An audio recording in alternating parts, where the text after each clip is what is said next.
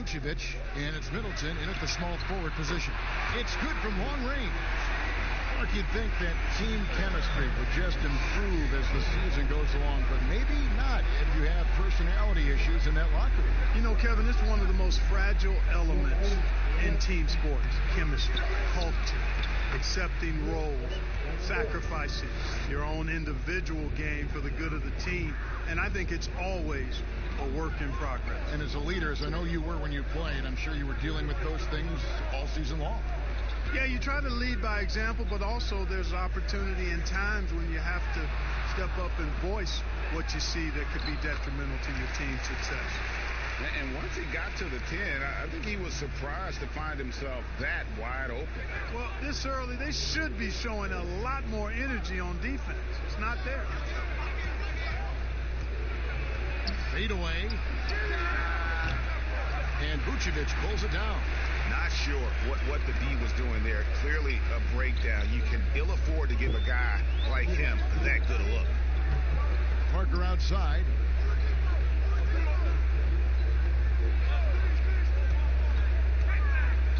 Dishes it to Oladipo.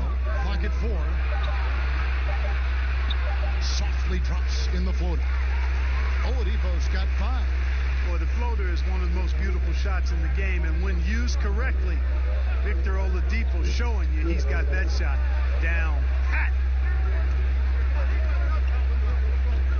Porzingis inside, defended by Middleton. Releases. Van Vliet can't get it to go. Boy, not the kind of start they wanted. Only 1 for 4 so far. Doncic with the steal.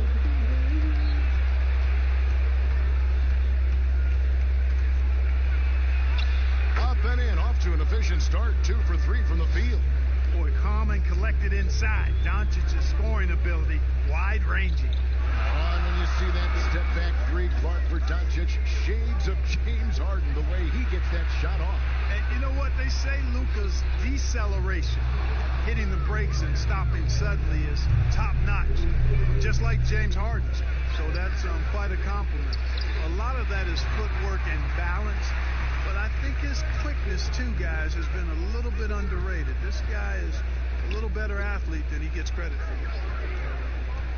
Pass to Vucevic. Gobert with the block.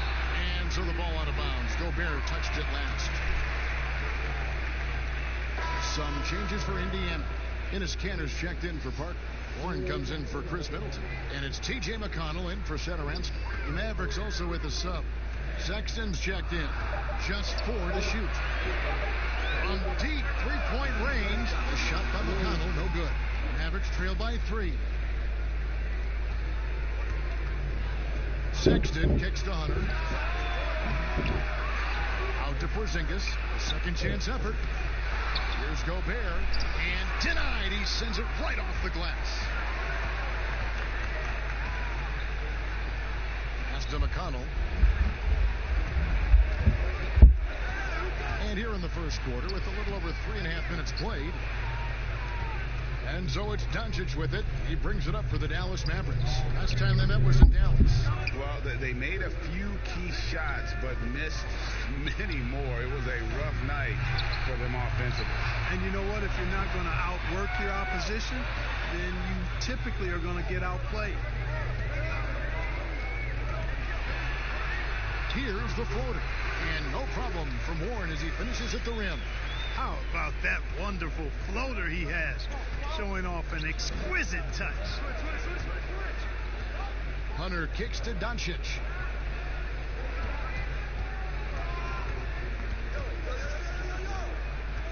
The feed to Gobert. Great D that time from Vucevic. The defense ready for him on that possession. They had to be, because he is so strong in the paint. The shot's good. That's 7 points for Victor Oladipo. They've wasted no time settling into their offense. Yeah, they're lasered in. I mean, really making the most of their possessions. 8-second difference between the shot clock and the game clock. And Doncic, here we go. Porzingis can't hit. And typically he has the touch to finish when he's in tight, but not sure on that possession. Oladipo outside.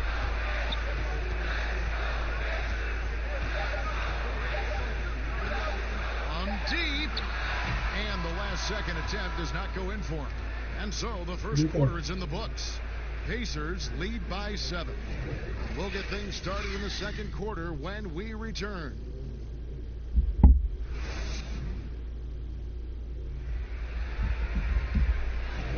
And if you're just joining us, we've played through one quarter in this one. Let's quickly break down the game we've seen from the Pacers so far, guys. You got to credit their defense, communicating, rotating, making plays on the ball. They've got them rattled. It's only the first quarter, and already they've made enough big plays on defense to last really an entire game. On the court for Dallas here in the second, Kristaps Porzingis is out there with Gobert. Then it's Curry. Then it's Jones. And it's Sexton in at the point. You know, guys, the Dallas Mavericks with the longest active sellout streak of any pro basketball team. You can put sellout in quotes because they actually give a lot of tickets away to schools and community service groups to make sure that building is full. Outside, Porzingis.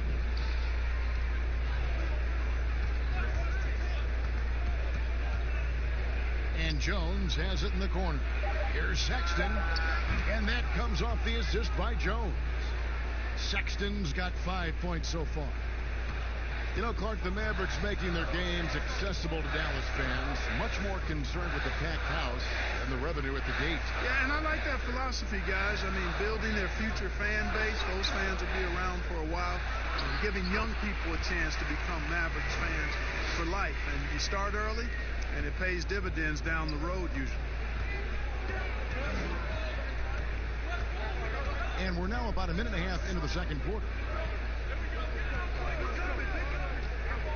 Curry deciding where to go with it. Back to Sexton. This one for 3. It's hauled in by Warren. Pacers leading by 4. Inside, Leaf. And he takes it in for the layup off a very nice feed. Clearly, he's one of the best there is in the business when it comes to making that lead pass. And Dallas calls their first time out of the game. You know, what a great job Nate McMillan has done since taking over as head coach, leading Indiana to 3 straight postseasons, and the style of play with which the team has played with, a credit to him and his staff.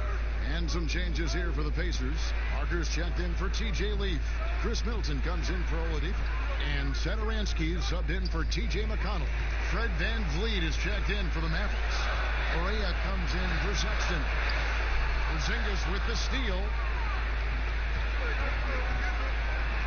Here's VanVleet. Again, the miss by the Mavericks. And a big part of McMillan's success, getting his guys, Clark, to play hard for him every night. And I think you're right, because this team gets the most out of itself. It's one thing to assemble talent. It's another to bring people together so they're playing for each other. And these guys do that night in and night out. Terrific accuracy on that pass. That's how you lead your teammate. Mavericks trail by 8. Now, here's Barea. A shot. No good. Good D by Parker. Here's Warren. The shot's good on the assist by Satoransky.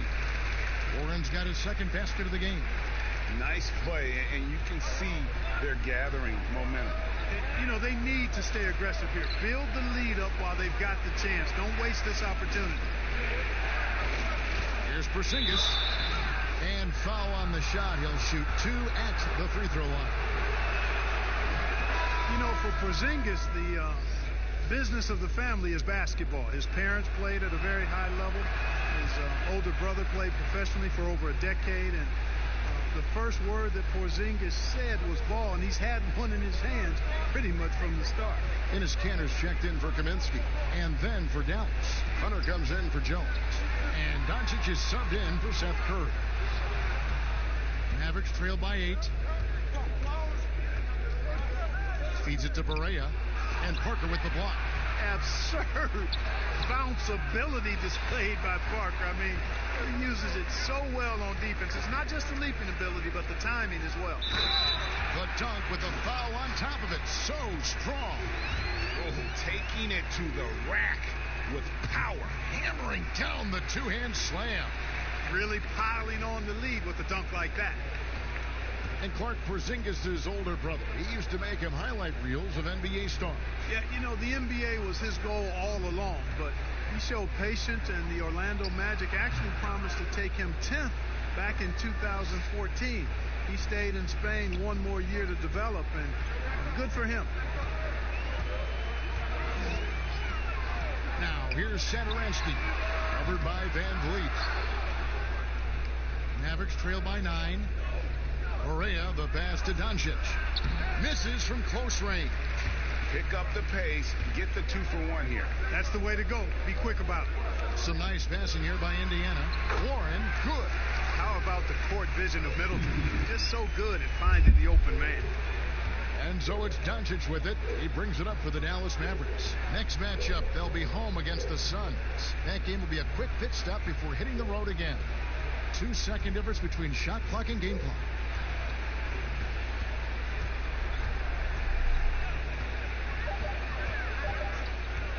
From deep three-point range, no good there. And that was a little bit of a range check for him. You know, guys, I think he's got confidence to shoot it from anywhere, but he could have got... All right, Dave, thank you. And time now for the halftime break with the third quarter soon to follow. Right here on 2K Sports.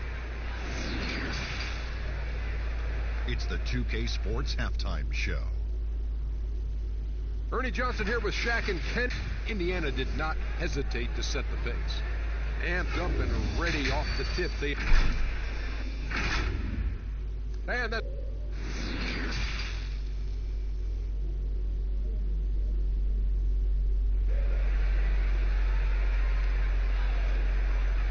Well, we've got a second half of basketball for you. We think it's going to be pretty good. A big comeback, though, is needed for this game to be competitive, and it probably has to happen quickly. Victor Oladipo really making a difference here.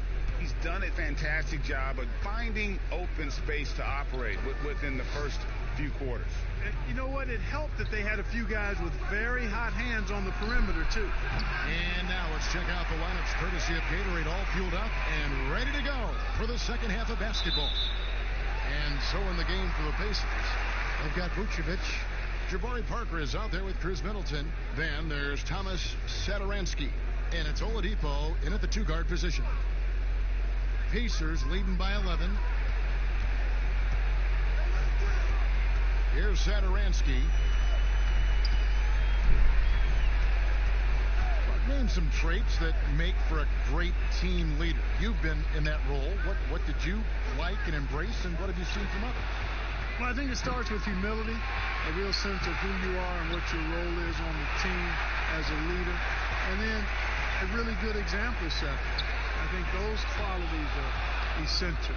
Humility speaks to selflessness, but also being one that holds yourself accountable too. And wait to finish and cut into that lead a little bit. Yeah, but look at the basket guy still shaking. Oh, I tell you what, he loaded up as much power as he could behind that two-hander. Now here's Middleton. D right on him. Misses in close. Mavericks trail by 9. Some tough offensive sets. They want to turn it around. Yeah, right now you just need a bucket to get some momentum. Here's Gobert. And they call the foul, so a chance at the line for one more coming up. You know, he's really a good passer for a big man, guys. Porzingis very solid at setting up his teammates. And some changes here for the Pacers. Leaf comes in for Jabari Parker. And it's TJ McConnell in for Satoransky. Then for the Mavericks, Jones checked in for Porzingis. Curry comes in for Luka Doncic. And it's Colin Sexton in for Fred VanVleet. Passes it to Leaf. To the paint. The lead pass was put in just the right spot. And the Pacers lead by 8. You know, Nikola Vucevic, guys, just goes to work when he gets an opportunity to score. I mean, he's a very, very polished offensive player. Here's Sexton. Vucevic with the ball. Middleton looking it over. Here's Oladipo. That shot is off. Great D that time from Curry. Left side, Jones.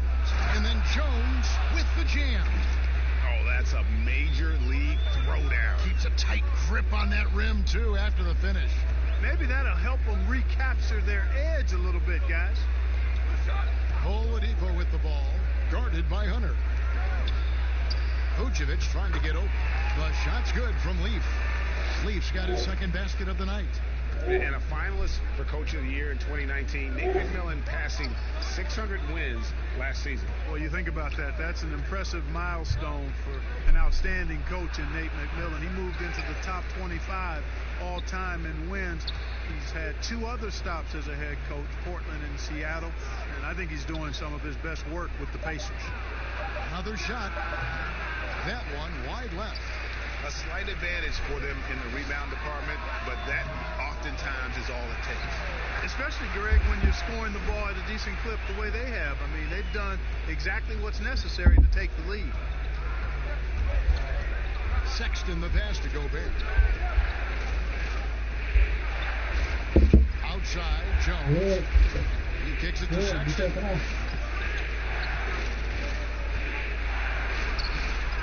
The rebound by Middleton. And here's Middleton bringing it up now for Indiana. McConnell in the corner. A baseline change.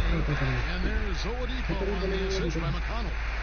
Oladipo's got the lead up to 12 now for Indiana. And the Mavericks call time here. Well, it's been an express lane to the rim. Coach can't be happy about that. And, you know, I think he's going to tell them simply, we have to show more fight on the interior. That's the top priority right now. Indiana making some changes. Enes Kanter's checked in for Vucevic. Frank Kaminsky comes in for T.J. Leaf. And Warren subbed in for Oladipo. And Dallas also making a switch. J.J. Barea checked in for Hunter. And here's Barea outside. It's not going to go for him. Pacers leading by 12. There's McConnell, and Jones sends it back. And that'll be Indiana as it goes out of bounds. Pacers retain possession. Satoransky's checked in for the Pacers. Porzingis is checked in for the Mavericks. Doncic comes in for Seth Curry. 56 seconds left in the third quarter. And McConnell gets it to go. The ball movement on this run has been fantastic and is a big part of why they've been able to get these good looks. Porzingis finds Doncic. Now here's Barea. Will it go? The shot, no good. He is single-handedly dropping the temperature in here with that cold streak. And he's got to find other ways to contribute then, because his shot making is not happening right now. Oh, I love that dish down. Mavericks trail by 17. They've been struggling here on offense. Yeah, a bit of a dry spell for sure.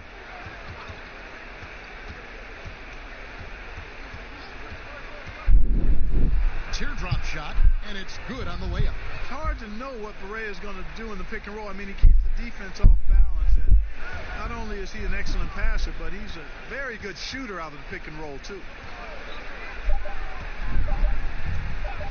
Warren with the ball. And that one released in time, but no good. And so it's Indiana.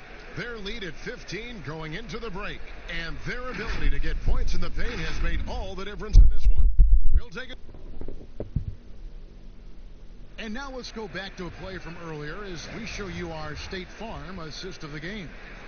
And the winner today, the big fella here with the sweetest of dimes. What a plus it is to have a post player who's got this ability to find. Boy, that's a nice asset to have. It's a huge boost to any offense, too, Greg. It adds a whole nother dimension when you've got a big guy that can pass. And as we head into the fourth, we'll see if there's a comeback in the works or if it's more of the same from the first three quarters. On the floor right now for the Mavericks, Doncic and Porzingis, the incredible forward pair. J.J. Barea is out there with Fred VanVleet. And it's Jones in at the 5, roaming the paint. Now the pass to Warren.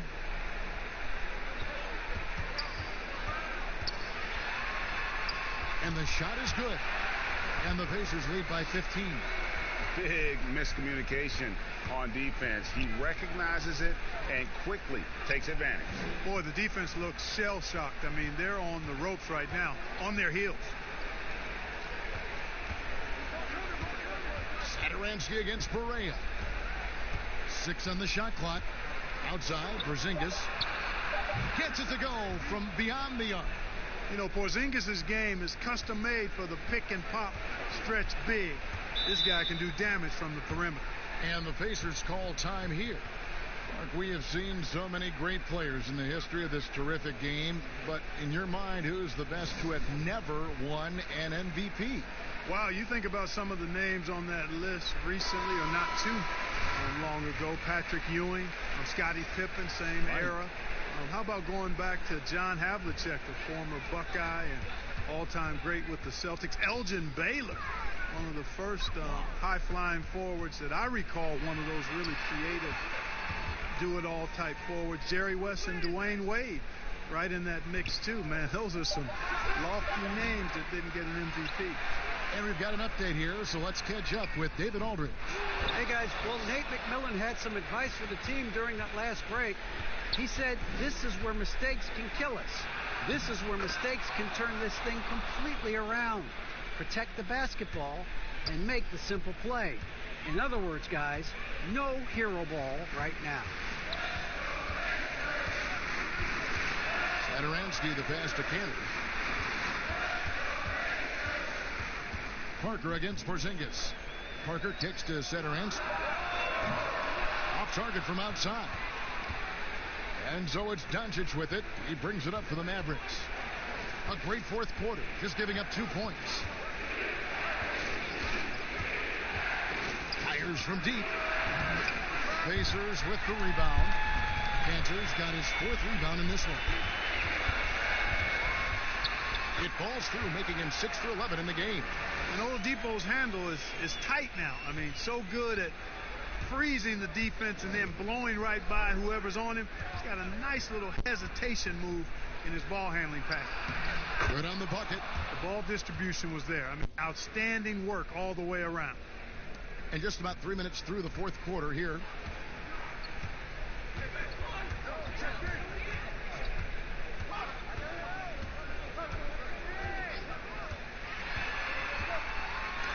Oh, he blocked it and deflects off the backboard.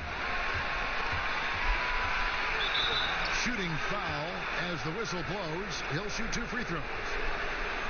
It's on Jabari Parker. Doncic, because he's so skilled and so savvy, he does a nice job forcing the defense into tough spots when they're guarding. And a chance for just a second now to check out the scoring breakdown for the Pacers. Boy, guys, I really like how they've driven the ball to the basket in this game. I mean, they've been very aggressive with it.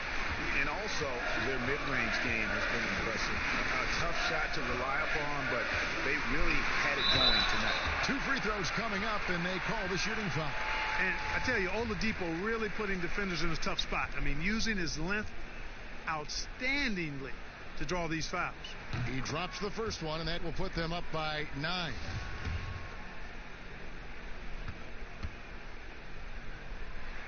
Oladipo hits them both. Well, you know, from role player to star, Oladipo's transformation has been remarkable. I mean, he's a guy who is really hungry to be an all-time great. And the Mavericks call time here. They trail by 10. There's a minute 34 left in the game. And now we get the chance to present our Jordan Player of the Game, Victor Oladipo. And he's up over 50% from the field here tonight. And that speaks to how solid his shot selection has been. Nothing forced and really no bad decisions. Just good, smart, offensive basketball. The lift he got from this home crowd has been obvious. There's nothing fans love more than getting a big game out of someone other than one of their stars. Parker looking over the floor. And Satoransky kicks to Middleton. 5 to shoot. Satoransky, the pass to Oladipo. Shoots over Doncic. Nice D from Doncic. The Mavericks have gotten 4 of their 6 shots to fall so far here in the fourth. A pretty nice efficiency there. And the 3 ball is good. A very consistent three-point shooter. Hunter shoots it well from there because of how confident he is. Satoransky finds Middleton. Back to Satoransky. Pass to Oladipo. Beyond the arc. That's good. It's his 7th made basket in 14 tries. And you can sense that these fans, these players, they are ready to celebrate. And I think they can start that celebration right now. I mean, what a terrific team victory. An athletic forward with a versatile skill set. Hunter has also proven he can come up big in big moments.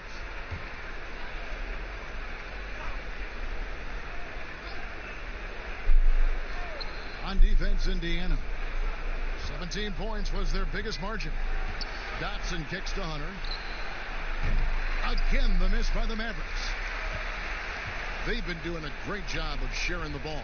And guys, shot A comes to mind for me because right now that offense, it's a smooth operator.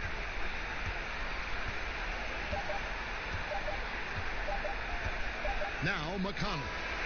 So it's Indiana picking up the win.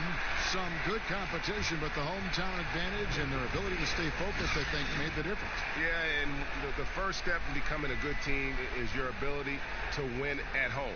And they really seem to revel in that opportunity. And this is what they came out to do. It's David, thank you as always. And that about wraps it up. For Clark Kellogg, Greg Anthony, and David.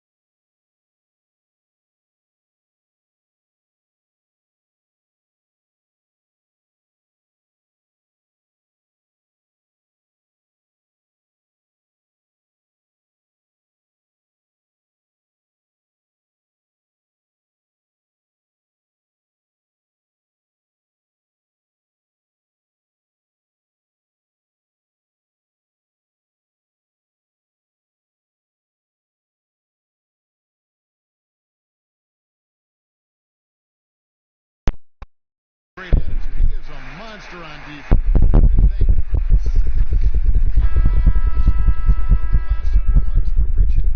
And he's been on the upswing offensively these past few months. And you know how much they love getting all those extra points out of him. He's been carrying a much bigger load lately, and I think he'll just continue to get better. Now let's take a look at the starters for New Orleans. Ball and Holiday combine at the guard spots. Ingram the 3 and Zion the 4. And it's Adams in at the center position. And for the Wizards, Ball runs the point with Beal at the 2. Wilson Chandler out there with Bridges. And it's Gibson in at the center, locking down the middle. And John Wall, of course, having to fight back from that torn Achilles, but also is now having to play up to that super max contract he signed. Beal. Holiday with the block. Terrific two-way player. Drew Holiday not giving an inch, and he sends that one way back. To the inside. Adams down low. Defended by Bridges. Offensive rebound. Adams' shot is good. And the fireworks begin. Should be an amazing show tonight. How good is it to see the first one go through the net? Now here's Beal. He had 40 points in the win against New York. And he did great work on the defensive end, too, with 3 steals on the night. And with Wall, no doubt he's a star guard. But with that contract, Greg, comes heavy expectations. No doubt. And I'd like to see Wall become more proactive, really as a playmaker on offense in the near future. Depending on how he feels after the injuries, he might need to change his style just a bit. Goes back up. Trying to get open is Gibson. An easy 2 points on the layup. And boy, did they need that one. Their first make in the 5 field goal attempts they've had. Ingram kicks the ball.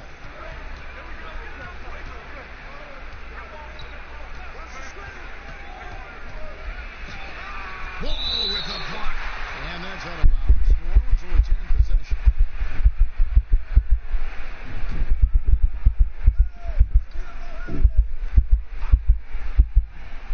Just 5 on the clock.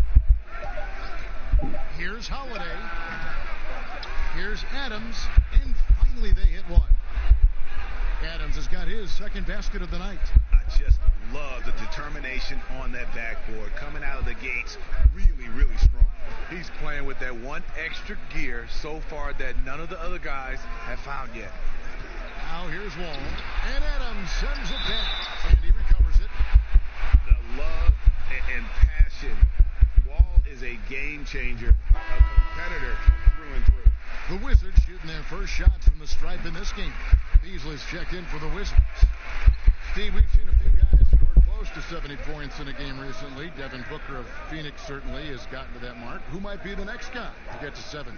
I think James Harden, because the way he shoots the 3-ball and gets to the free throw line, he's one. Steph Curry for sure. Kevin Durant. And I think Giannis in a few years, if he can start knocking down those threes, because I'm sure he can get about 40 points in the paint, 10 at the line, but he needs to knock down a few threes. There's Wall. Zion Williamson making his last shot. It's blocked. And Ball using those long arms to just swat away that shot. I love the hustle. Always nice to have a point guard who can block shots. And their offense already in a flow. Some stellar shooting to jump out to this lead. Wall finds Beal. And we're just over 3.5 minutes into the first quarter. Gibson, a force on the offensive glass. He's a worker, and you saw it right there. And first time out of the game called for New Orleans. First chance of the season for them to go up against this Wizards team. Not exactly a game that everyone will talk about here, but both of these teams can show flashes at times. You know what? Every win counts in this league, and both of these teams want every victory they can get. Looking at who's out there now for the Wizards. Shake Milton comes in for Beal, and Shabazz Napier subbed in for John Wall. Here's Clark. Back to Baines. Floats one. Washington with the rebound. Bridges passes to Napier. And it's good for 2. Unselfish, moving the ball. Love to see this kind of offense. And it's Rivers with the ball. He brings it up for New Orleans.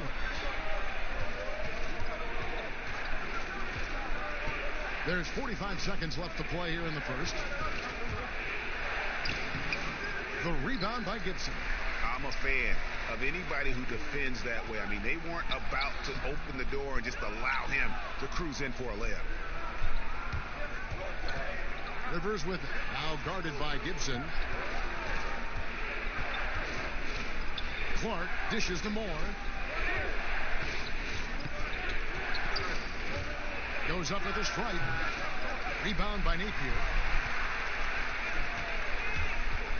Here's Beasley. And it's Beasley finishing it off.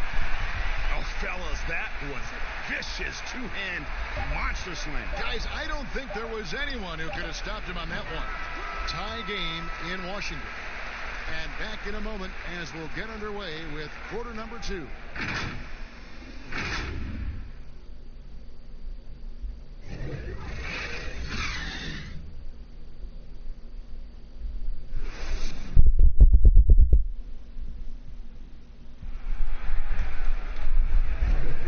This has been a fairly close game through the first quarter, and we'll see what happens here in the second. And what stands out to you from Washington in this one?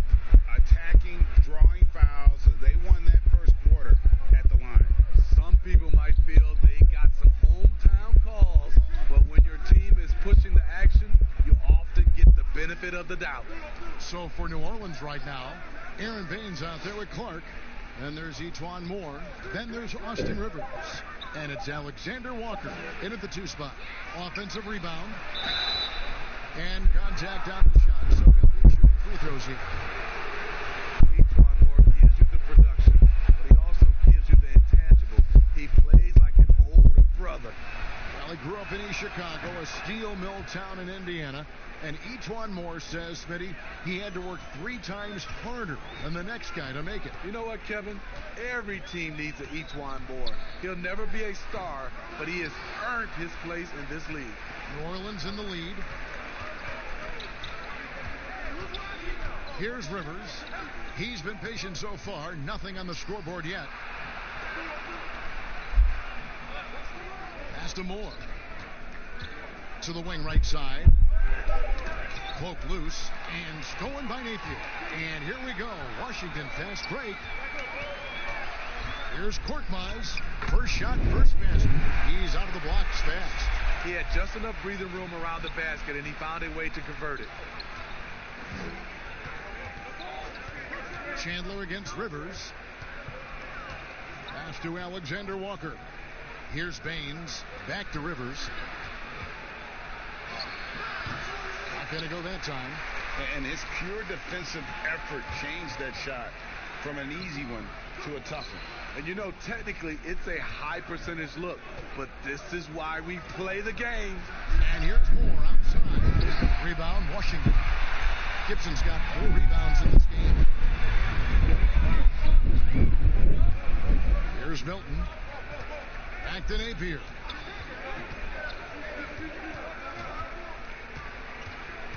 Passes it to Korkmaz to the left side wing. 4 on the shot clock. Deep. Milton's shot is good. Milton's got his first bucket of the game, and he's on the board for 3. Maybe he's not one of the elite sharpshooters, but even still, that's not a shot that he can afford to give him. Timeout called here. The Pelicans decide to talk it over.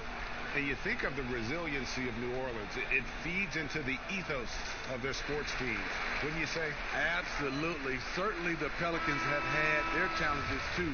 Injuries, turnover, and leadership. You can't give up, though. I think that's something this organization and the fans can relate to. Looking at who's out there now for the Wizards. Bradley Beal's checked in for Korkmaz. Hall comes in for Shake Milton.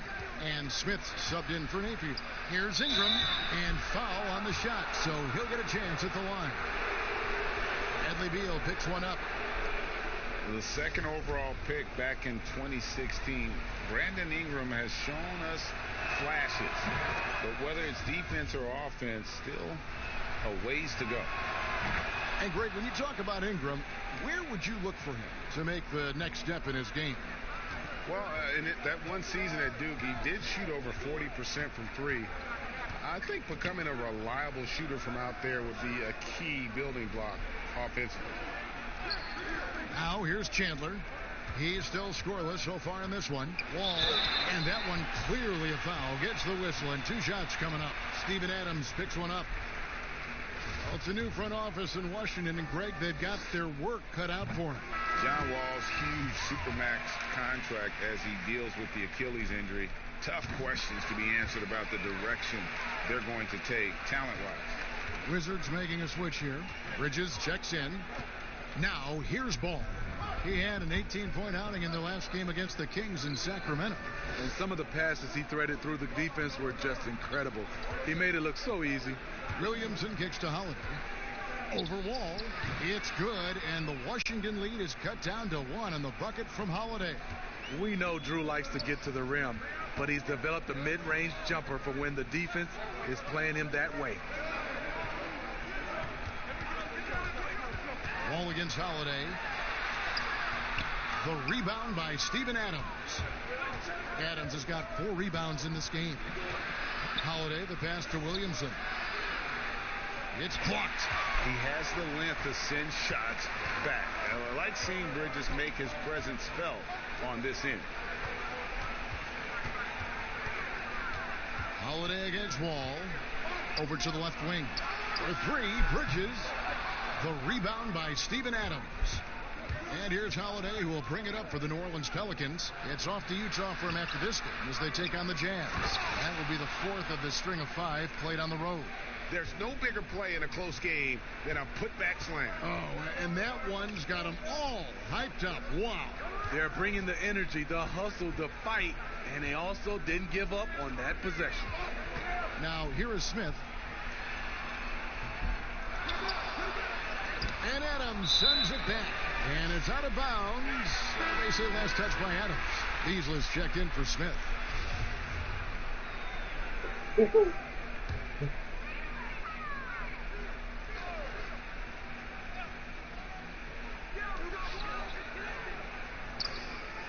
Left side, Wall. Basket made, just his 2nd this contest. He's 2 for 7 now. And just the overall aggressiveness. Wall enjoys taking on a challenge and succeeding, especially when the D is all over. Now here's Ingram. He had a 15-point outing in their last game against the Kings in Sacramento. He was really aggressive on the glass, too. He really racked up on the boards out there. Well, we've seen that movie a few times, haven't we? An easy bucket in the paint. Here is Wall. Brandon Ingram picking up that last bucket. There's 10 seconds left in the first half of basketball. Shot clock at 5. And here's Wall outside. And a close game so far through the first 2 quarters as we reach halftime. Pelicans lead by 1. And now let's catch up with David Aldridge, who's standing by from the sideline. Thank you, Kevin. Thank you, David. And we'll be back after halftime as the 3rd quarter gets underway. And now, the 2K Sports Halftime Show. Ernie, a competitive matchup for New Orleans in the first quarter. Nothing seemed to give way on either side of the scoring column as they... Thanks for joining us, folks. We're now just a few minutes away from the start of the 3rd quarter.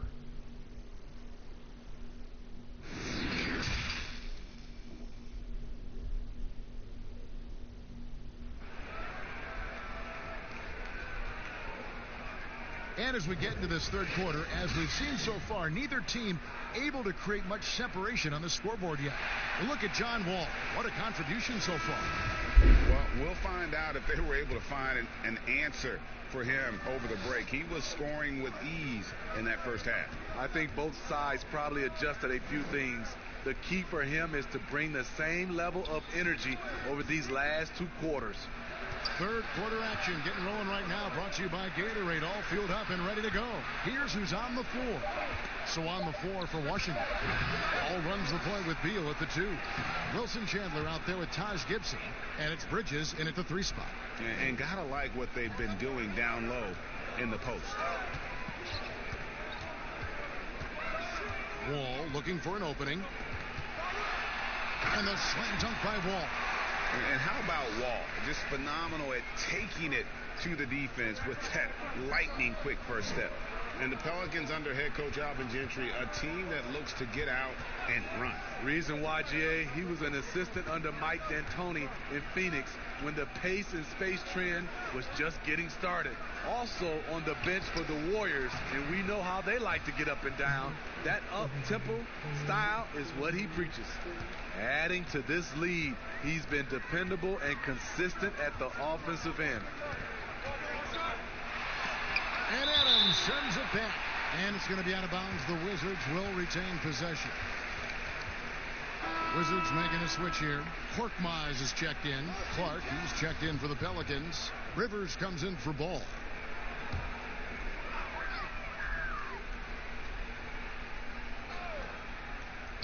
There's Beal with the three. And there's the foul. Goes on Taj Gibson. That's his first foul. So for the Wizards, Shake Milton comes in for Beal. And it's Napier in for John Wall. The Pelicans also changing it up. Aaron Baines, he's checked in for Adams. And Moore subbed in for Drew Holiday. And yes, it's good.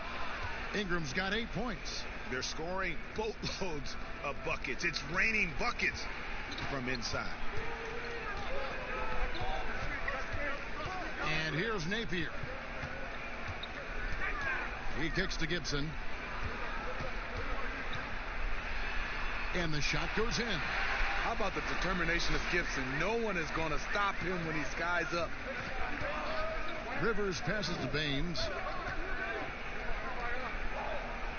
Now here's Rivers.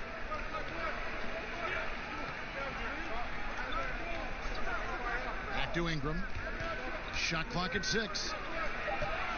New Orleans needs to get off a shot. With the shot. No good off the back of the rim.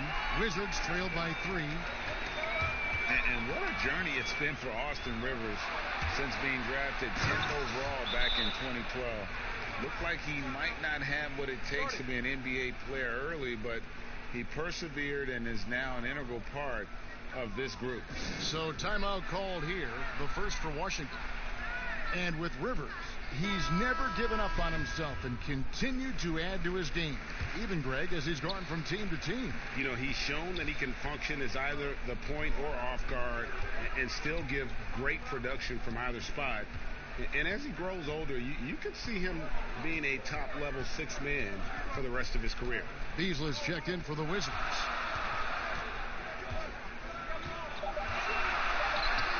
And he banks in the layup. Beasley's got his second bucket of the night. He's just such a well-rounded offensive player. He's got a little bit of everything. Now here's Rivers. Not a lot of room. No good from Clark. Great defensive effort. Just saved a basket. You know what? This is why you never give up on a play. You don't know what's going to happen. Here's Napier. They get it back. Tries yet again. And the shot is good. The Pelican lead has been cut to just 1 point on the basket from Gibson. Back in the day, someone would have blocked him out, but times have changed. Just over 3.5 minutes through the third quarter of play now. Rivers dishes to Clark. No good on that one. Now Washington takes it the other way. Beasley outside. So they take the lead. Gibson's got 6 points in the quarter. Guys, close one here. No team getting a huge advantage. Yeah, tooth and nail fight so far, guys. These sides match up really well. Whistle blows if that's going to be a travel. That's just being out of sync and at the worst time, costly. Smith checked in for the Wizards. Drew Holiday's checked in for the Pelicans. There's 53 seconds left here in the third quarter. Smith kicks to Beasley, and there's the pass to Milton. Here's Korkmaz, down low. Here's Smith, and the layup is good. Smith's got the lead up to 3 now for the Wizards. And offensively, they finally seem to be coming around after an ugly first half. Rivers looking over the floor. Outside Holiday. Just 5 to shoot. Looking to end the run, and he sinks the layup. Holiday's got his 3rd bucket of the night. And that's called finishing a play. Physical defense. Holiday stays focused, eyes on the rim. Smith against Rivers. Now here is Smith over Rivers. It's off. Boy, he's focused. Rivers has the intensity and size to defend at a high level. 3 quarters of play in a close game here. Wizards out front. They're up by 1. We'll be back shortly, live from Washington. And now we have a moment to reveal our State Farm assist of the game. And the definition of teamwork right there, guys. I mean, what great communication between them, and what a beautiful feed. Fundamental basketball. Keep your eyes up. Keep the ball moving. You're going to keep the defense on its heels. Well, what a terrific game it's been so far, with this fourth quarter sure to bring more pressure-packed basketball. On the court for the Pelicans, getting the fourth quarter going. Ingram the 3 and Zion the 4. Wall and Holiday combine at the guard spots. And it's Adams in at the 5, down low. Ball with it. On deep. With the clock winding down, and Adams with the slam. There is just no way to tell who is going to pull this one out. When you've had this many lead changes, you're looking to see which one of those plays is going to be a momentum swinger. Pass to Beal. Over Holiday. Beal's shot is good. Beal's got his first basket. Rising to the occasion. He found a way to get himself open and get his shot. Working the mid-range, but you would think the defense would be keying on him. Timeout called here. The Pelicans decide to talk it over.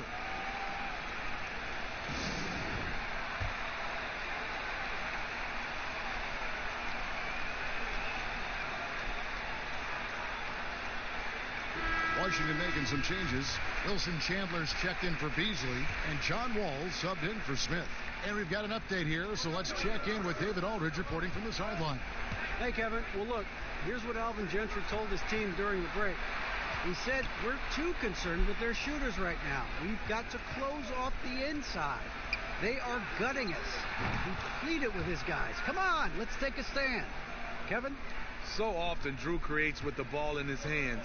This time the play is created for him. Pass to Gibson.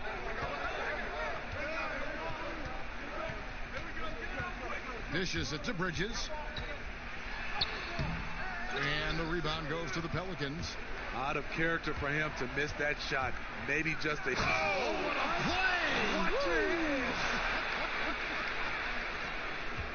Already such a well-coordinated athlete for his size and age. Williamson bringing down the house. Now Wall. Lays it up off the glass. And they're showing much more focus here in the second half. More effort as well. And their offense starting to show signs of life. Passes it to Ingram.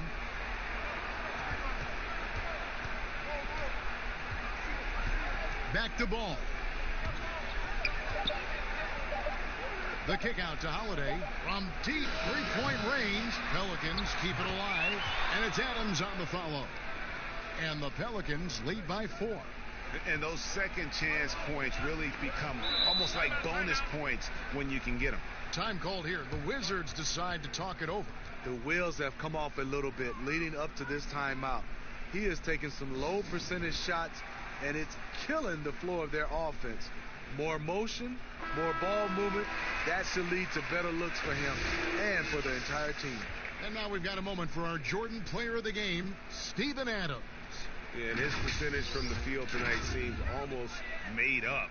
I didn't think it was possible to have that kind of success shooting the basketball. You need a little bit of luck, a bunch of hard work, and a whole lot of talent. Wall's shot is off. What a defensive play. Gets the stop and does it without fouling.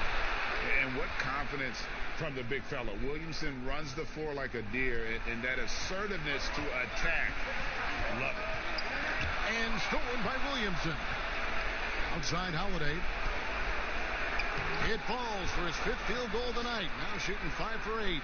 Putting consistent pressure on this defense. Just the threat of him out there makes this offense work. Wall attacking. To the middle. Chandler finds Wall. 5 on the clock. There's the 3. It's rebounded by New Orleans. Adams has got rebound number 12 now. Tenacity on the glass. Ball, the pass to Williamson. Whistle blows. Basket is good. So a chance here for a three-point play. And that's grown man muscle. Williamson relishes any chance he gets to take the defense on and finish. And so it's Wall. He brings it up for the Washington Wizards. 11-point game. That one's off. Still out of sync. Great defensive effort. Just saved a basket. You know what? This is why you never give up on a play. You don't know what's going to happen. Ball, the pass to Adams. And he gets the whistle. 2 free throws coming up.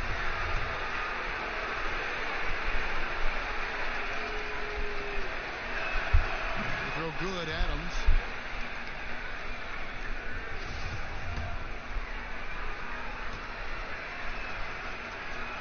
And so Adams nails both of them. They need to stop this run. You know what, Kev? I think it's time to switch some things up, either by going to your bench or with a different look defensively to disrupt their rhythm. And there hasn't been anything easy for them in this period. And you've seen they've made numerous attempts to try to get him going. Shows how valuable he is to this offense. Tries again. Rebound, Washington. 20 seconds left in the fourth quarter. Takes the 13-footer, and again, Washington no good. And here's Holiday.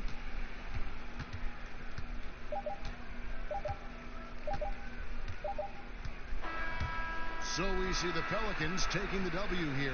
They came in here and took care of business like they were the home team. And Kevin, how about the mental toughness that this group showed? They were never rattled at all by the opposing fans. Well, folks, that's going to do it for now. For David Aldridge, Greg Anthony, and Steve Smith, and the rest of our terrific 2K Sports crew, this is Kevin Harlan saying thanks for watching.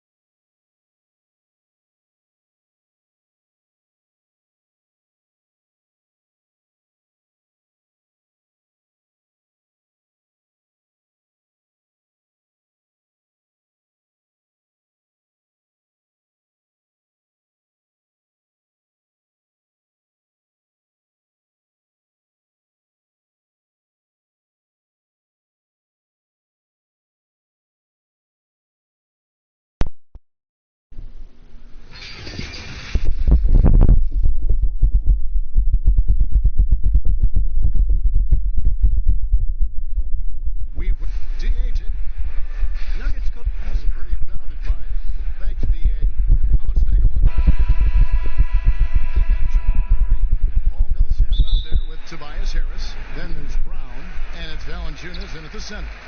for the Knicks. It's Randall and Robinson at the 4 and the 5. Then there's Spencer Dinwiddie. Then it's Otto Porter Jr. And it's DiVincenzo in at the 2-guard position. Murray surveying the D. The pass to Valanciunas. Robinson with the block. Inside. Here's DiVincenzo. He's covered by Brown.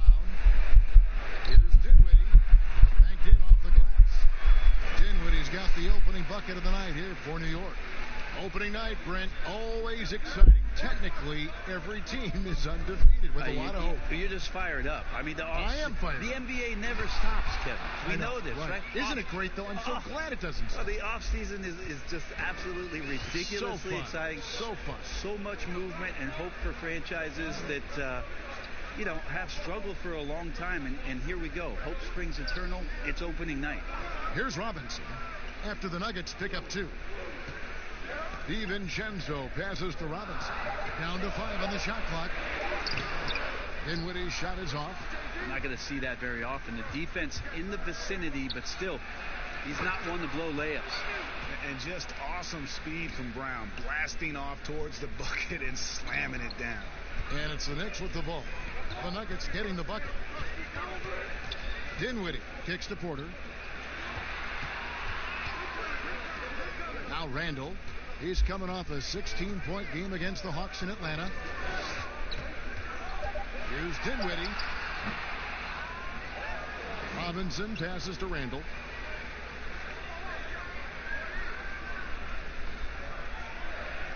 Passes to DiVincenzo. Shoots over Brown. DiVincenzo gets the bucket. The man was wide open there, and Julius Randle understood the timing to get him the ball to get that score. Murray against Dinwiddie. Harris trying to get free. Murray, no good. The Knicks have gone 2 of 5 here, making 40% so far to start out the game. Traps in the tray.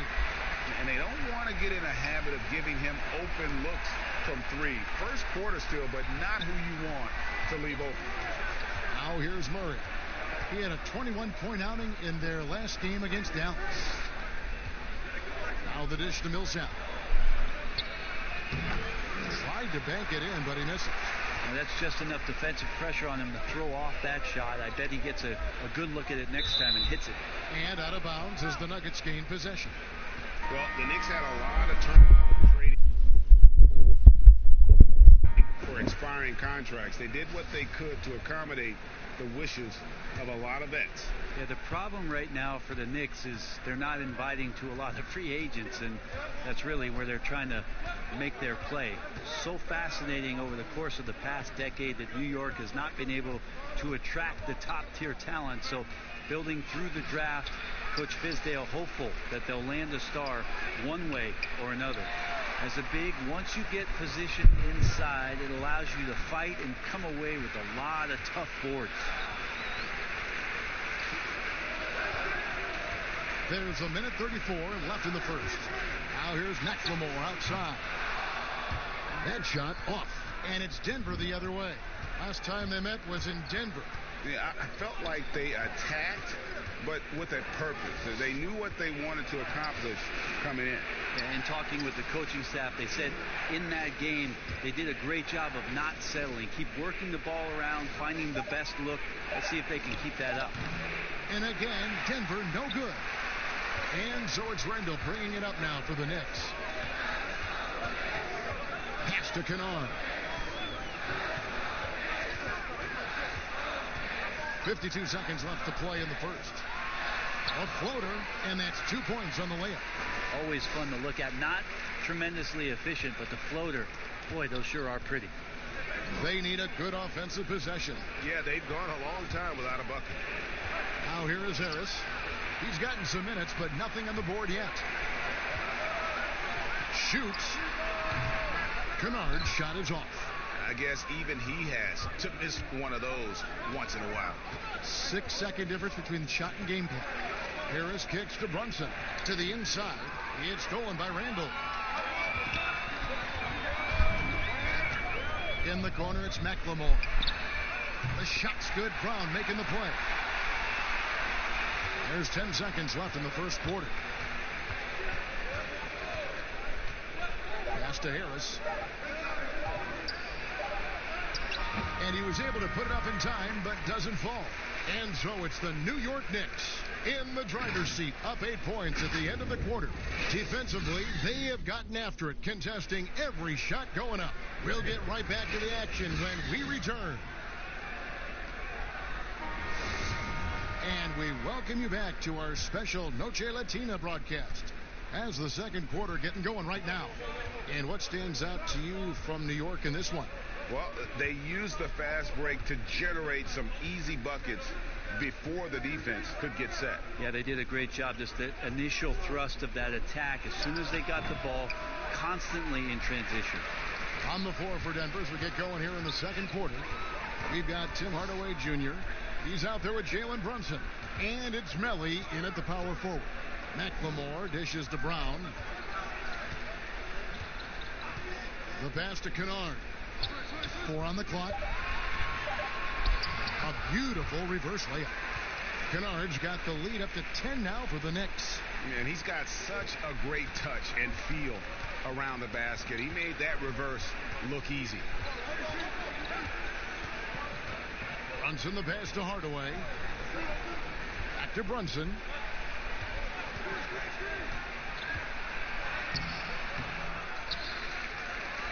Kleba kicks to Brunson. It's deflected. And here we go. Fast break. Turner's got it. This is to McLemore. Pass to Cornette. Count that bucket. And Matador defense, that's one of the easiest shots he is ever going to see. Yeah, feels like Christmas right now, just gift wrapping points. Now here is Harris. He's been quiet so far. Still no points in the game. Well, you look at the career of Tobias Harris, and well, he's bounced around a bit. Has never slowed his development or production, though. You put him anywhere, and he'll find a way to help his team. And a new group in for the Knicks. Mitchell Robinson's checked in for Luke Cornette. Porter comes in for Ben McLemore. Dante DiVincenzo. He's checked in for Luke Kennard. And Spencer Dinwiddie subbed in for Bruce Brown. Yeah, and there it is again. On a lot of their possessions this first half, they've established great inside position. And with Harris, he's been moved so many times. You know what, Greg? You forget he's still quite young. Yeah, I mean, he really is just starting to enter what should be the prime of his career. Has improved every offseason and is a great rebounder and scorer. The Knicks leading by 13. Now here's Turner. Kept alive. Dinwiddie outside.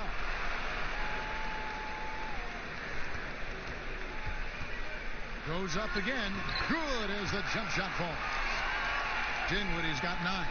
They're getting on a roll inside. Their last 3 field goals have come from the paint. Turner with the steal. And a fast break now for the Knicks. And it's slammed in by Turner. That's impressive for Turner to get up off of the deck so quickly there. Nice vertical shown on that dunk. Timeout is called. First of the game for the Nuggets. And the big contract for Evan Turner entering its final year.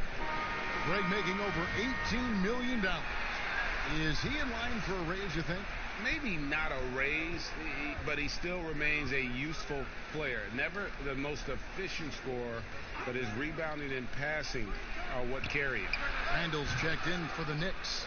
And Denver with a change here, too. Jaylen Brown's checked in for Tobias Harris. Here now is Dinwiddie. After Jamal Murray was able to get that triple. Randall outside. The shot missing. Good work defensively by Millsap. Here's Murray. Second chance shot, and that'll be 2 free throws coming up. Officials on the call with the foul. It's going to go on Otto Porter Jr. Well, Millsap completely fools the defense there and gets hit as a result on the shot. Mason Plumlee's checked in for Valanciunas. You know, Brett, we know guys love really jawing at each other. What was your criteria for issuing a double technical for trash talk? Yeah, in today's game, it's kind of like it could be a whisper right. or a wink, you know, the way that they look at it. It's both sides, doesn't it? And they just try to curtail anything that could escalate, Kevin. That's really what the referees are doing. As soon as they see some kind of body movement or see guys starting that way, they want to cut it off before anything else happens. So the criteria is a little bit confusing. Sometimes I like to see them getting after it a little bit. And the foul called on Paul Millsap. That is his first foul of the game.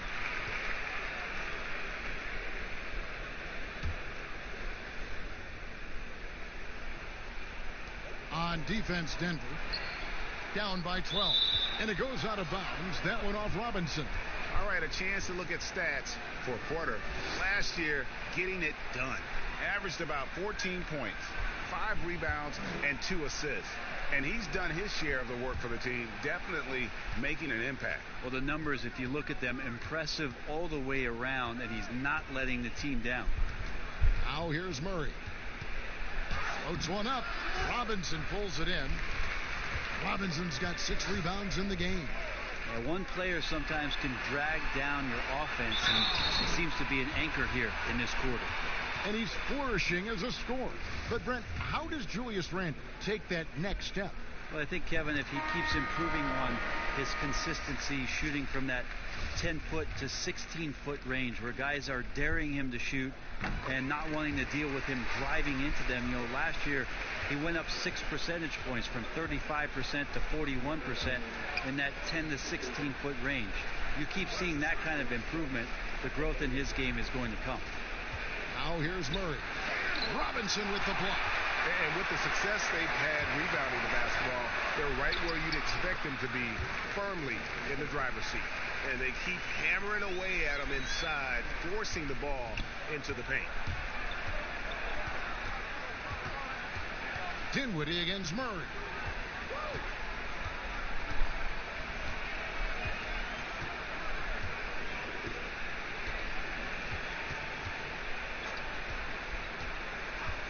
To the right side. Here's Brunson. Keeps it alive, and it's Millsap with the extra effort. Yeah, Millsap a little bit gritty there. Good to see him go in and hit the glass. And so it's the New York Knicks with a 14-point lead as we bring the quarter to a close. Their strategy has been clear. The 2K Sports Halftime Show. Ernie Johnson here with New York was looking great right away. An exceptional game plan helped them open with a 12. Thanks for joining us, folks. We're now just a few minutes away from the start of the third quarter.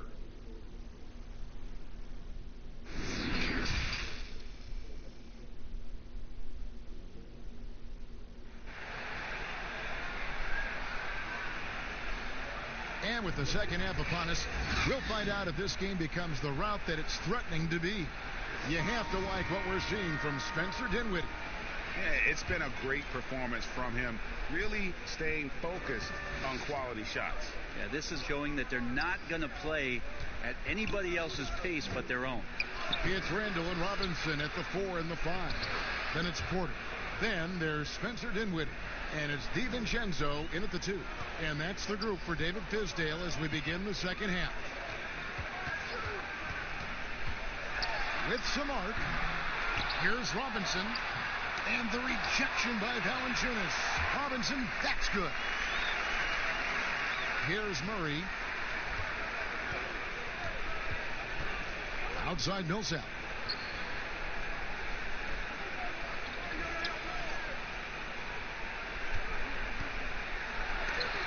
Robinson with the block, and he gets it back. And so it's Dinwiddie who brings up the ball for the New York Knicks. And it's good, 2 points. Yeah, the D has not been able to keep the ball out of the paint at that end of the floor. Pass to Millsap. Harris looking it over. Pass to Valanciunas. Back to Harris. Clock at 4. Tipped away. And it's out of bounds. The Knicks will take it the other way. Here's a chance now to check out the New York Knicks' upcoming schedule. On Friday, they'll tip off a road trip in Miami where they'll take on the Heat. And then on Tuesday, they'll head home to take on the Charlotte Hornets. Dinwiddie against Murray. Robinson.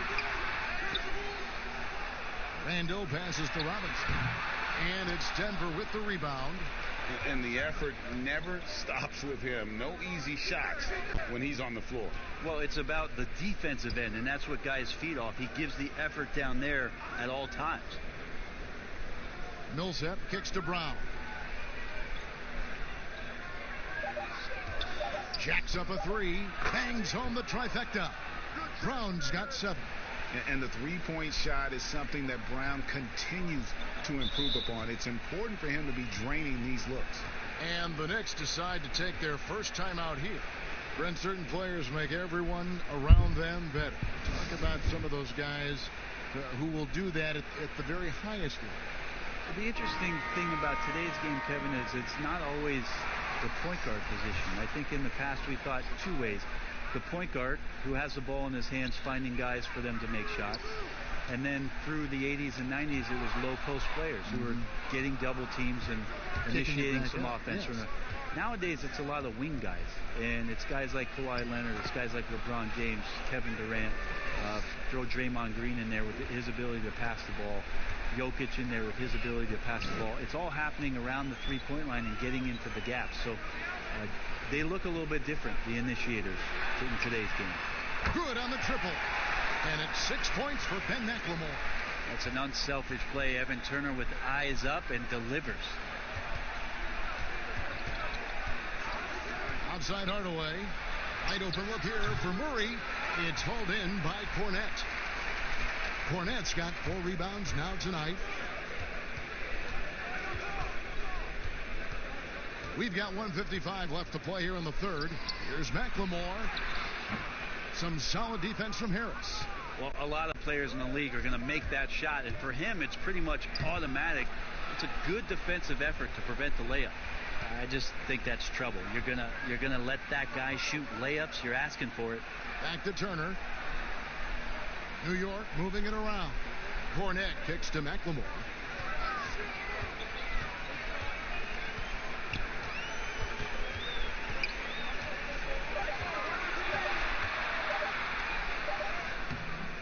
That one misses. Good D by Hardaway. Here's Harris, and it's good. Assisting on the play was Hardaway. That's 7 points for Tobias Harris. The Knicks leading by 10. It's Brown on the wing. He's covered by Murray. Harris against Turner. In the corner, it's Robinson. No good from outside. It's going to struggle for him tonight, but they can make this lead hold up. We can just chalk this up as one of those nights. New York's gone 3 of 5 from beyond the arc so far tonight. Here's Turner. Here's the pass to McLemore.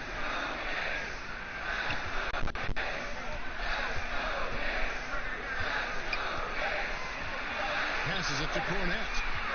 Over Hardaway. And Cornette gets it to go. Cornette's got his second bucket of the night. Yeah, he's got to knock that down if you give it to him. Uncompetitive there defensively. Well, defense also looking defeated. The lack of hustle is driving the coaching staff a little bit batty right now. And so it's New York enjoying a 12-point lead as they talk things over during the break. Their defense has been terrific in this game. And we'll be back with you shortly. And 1 quarter to go in a game that to this point has not been an evenly fought contest.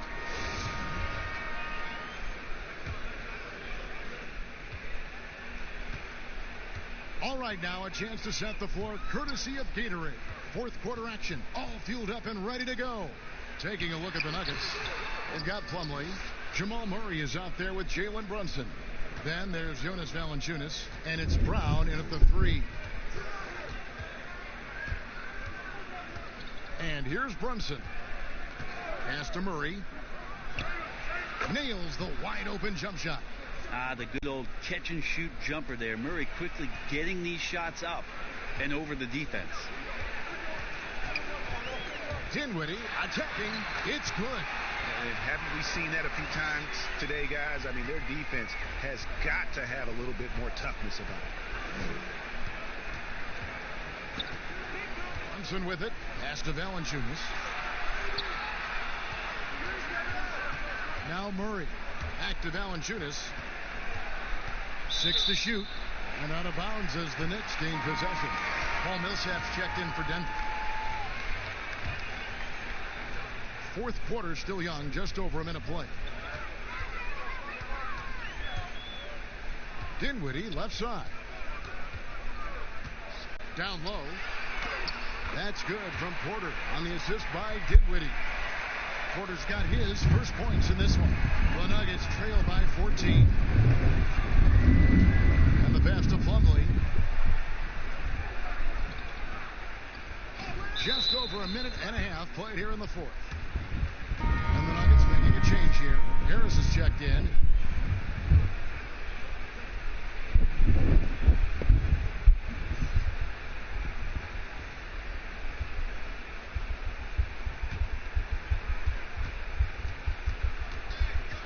Here's Brunson.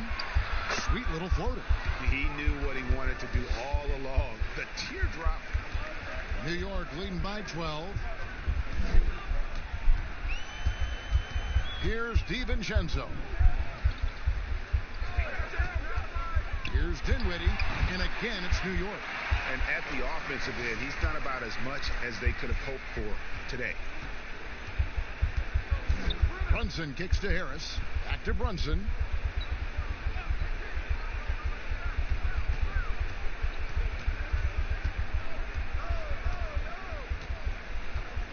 Back to Harris. 5 to shoot. Nice D from Porter. It's a +5 advantage for them in rebounding after that one. A little over 2.5 minutes have passed here in the fourth quarter. Randall. And they pick up 2. And the Knicks lead by 16.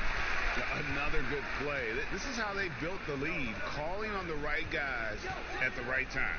Basketball IQ is something that gets talked about, but its importance to a team showing up here, running plays that turn into scores.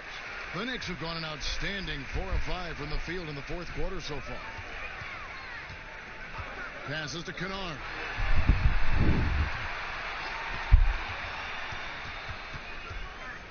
Randall outside. That one off the back iron and out.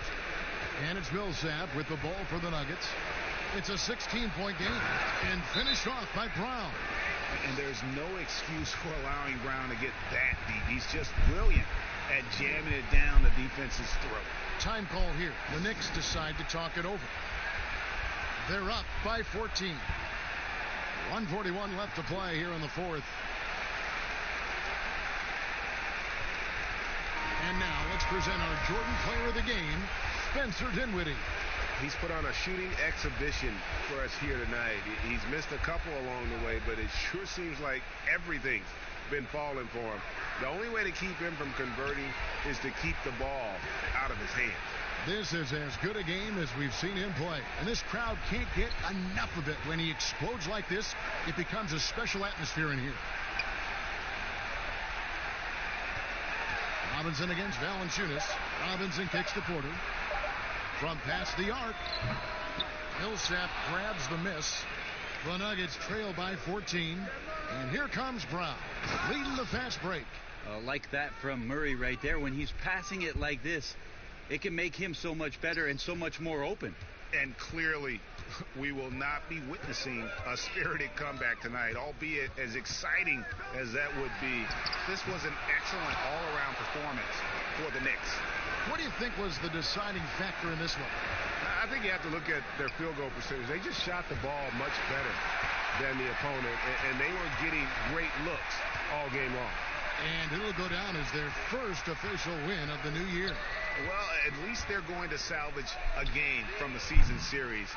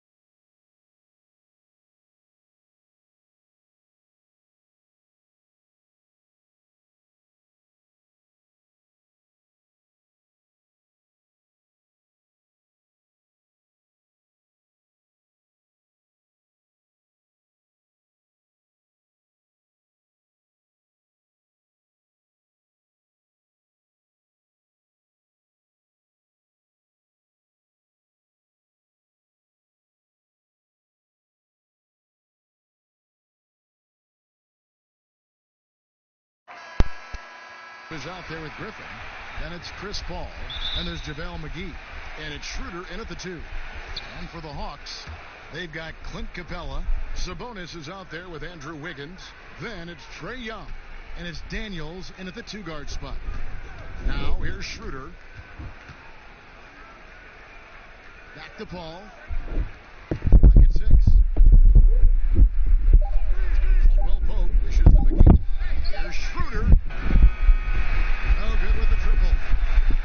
And for the Thunder, one of the assistant coaches leaving this past summer.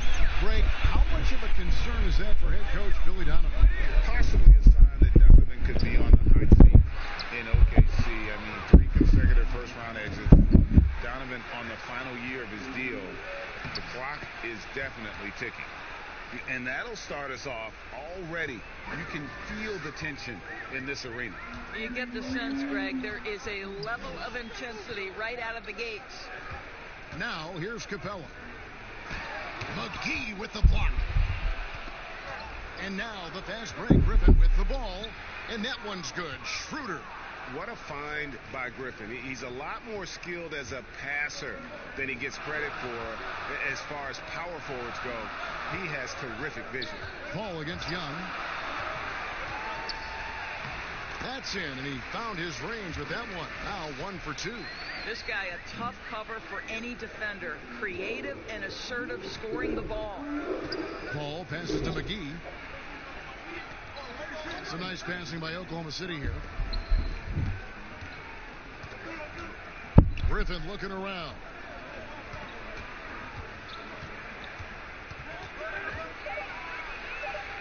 Oklahoma City needs to get off a shot. And it's Schroeder missing. And here's Young. He'll bring it up for the Atlanta Hawks. Stolen by Caldwell Pope. And here again, the Thunder in transition. Up the court they go. Oh, good anticipation. KCP reads the play, makes the steal, then quickly gets them out in transition. Okay, well, let's check in with David Aldridge, who's reporting from the sideline. Well, Kevin, earlier I spoke with Lloyd Pierce. One player he mentioned was Chris Paul. Coach said he is just a gamer. He'll do whatever it takes to win. And we've got to have that same determination. Kevin, back to you. Thanks, David. This is as good as it gets for a first quarter in terms of shooting the basketball. Passes it to Sabonis. Early on, players vying for larger roles and more minutes. And Doris, always interesting to see how all of that materializes. Yeah, Kev, I think unless you have a veteran team who's maybe been in the playoffs and established themselves, there's nothing set in stone yet. Obviously, guys are looking to prove themselves from the very moment that ball is tipped up in the air. And who gets a rhythm early? Who starts off strong? Let's see. I'm looking forward to it as well. Here's Wiggins following the basket by Kentavious Caldwell-Pope. Stolen by McGee. And the Thunder pushing it up now. Throws down the breakaway jam. Boy, that was quick. Already out to a double-digit lead. Wow, they've come out strong. Control the pace, assert their will. Nice. And now the first timeout called here for the Hawks. And with their offense sputtering, coaches got to get them back on track. And to me, they're just taking too many tough shots. And when they do get an easy one, the confidence just isn't there. So for the Hawks, Hayes, he's checked in for Clint Capella. Anderson comes in for Domantas Sabonis. And it's Aminu in for Andrew Wiggins. First quarter of play and just over 3.5 minutes in.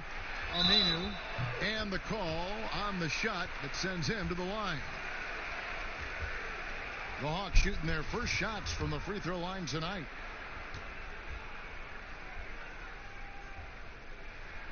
And he knocks down the first one.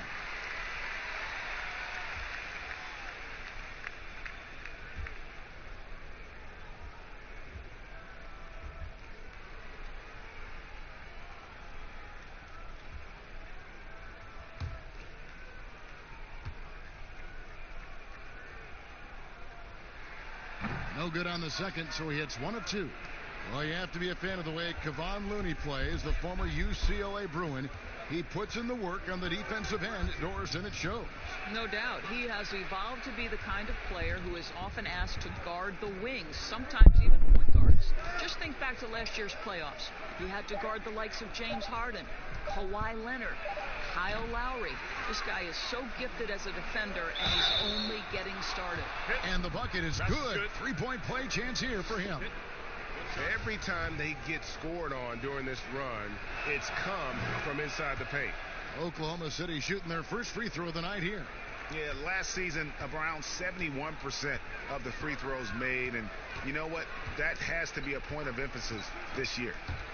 Now, here is Young. He's coming off a 31-point game against New York. Pass to Dort. Here's Neto, defended by Anderson. Neto, the pass to Dort. 5 on the clock. Holiday with it. Nothing that time. He's 0 for 2. Boy, a clean, close look. What a missed opportunity. Shots good from Young. Right there, you love what Young gives you. A great facilitator in transition, and he's also a terrific finisher. Here's Holiday out to the right wing. On deep, Neto. And so it's Oklahoma City holding on to an 11-point cushion as we get ready to take a break. They're shooting the ball so well in this one. A great performance from the field. We'll return shortly. There's a great friendship between Melo, LeBron, Dwayne. It's been a sort of long relationship. And you see that a lot nowadays. Star players developing friendships and GA spending time with each other off the floor.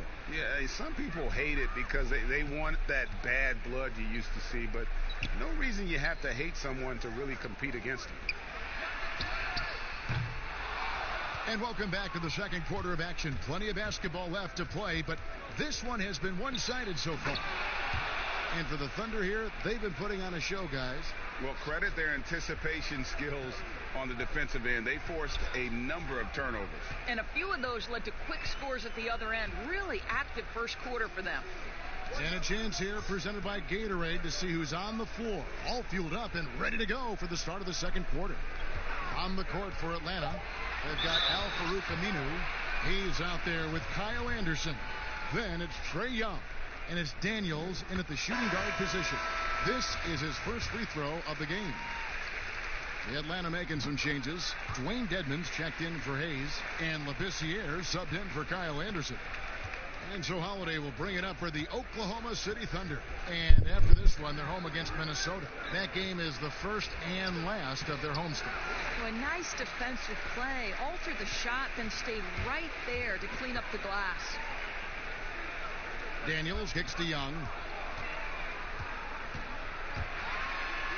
And with that one, the lead is trimmed to single digits. Young's got 6.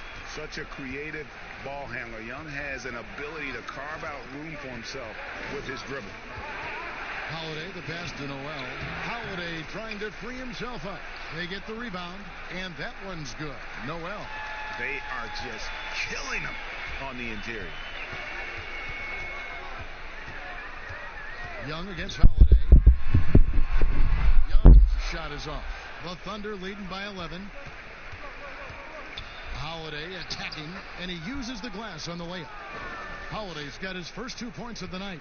And defensively, guys, they've been unable to shut down the middle.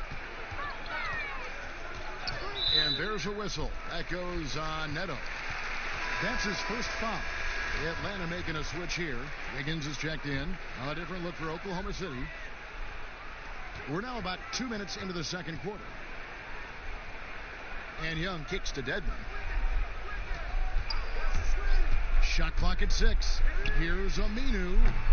The Hawks again can't hit. The Thunder have gone 3 of their first 5 shots to drop here in the second quarter. Here's Griffin. Oh, and he plucks it off the glass. Wow. And Young, here we go, in the hoop for his 4th field goal. 4 for 7 shooting and looking for more. You gotta like seeing this from Young, wanting to prove he's more than just a jump shooter. Back to McGee. The pass to Schroeder.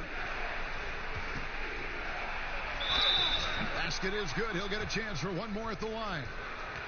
This guy has quality wingspan for his size. Dennis Schroeder can adapt and adjust to defensive pressure.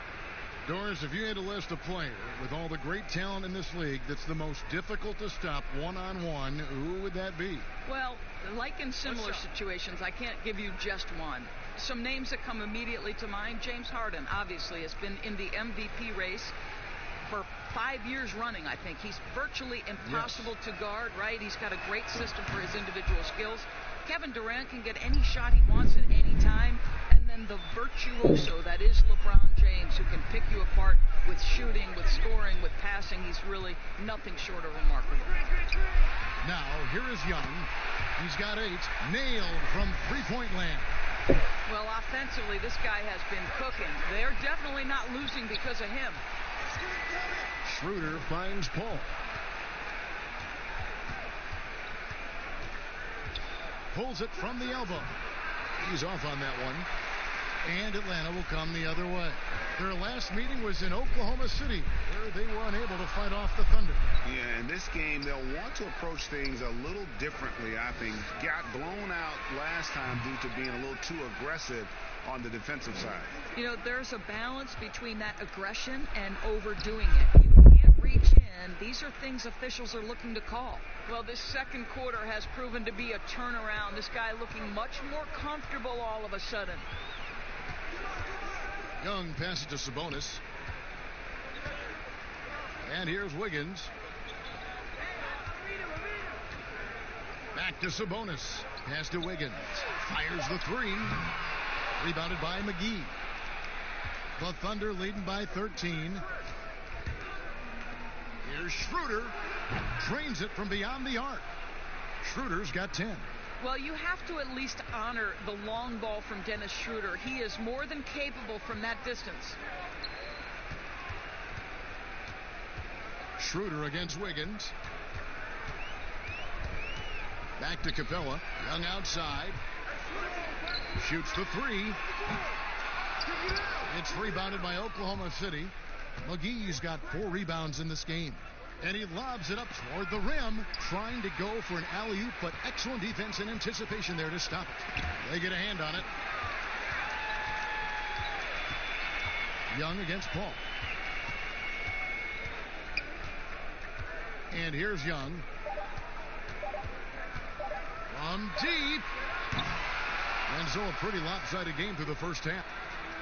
Thanks, David. And we'll be back shortly following halftime to get the third quarter underway. It's the 2K Sports Halftime Show. Ernie Johnson here with Shaq. Right out of the gates, it was Oklahoma City setting the tone, showing tremendous urgency and a ton of it. And that should do.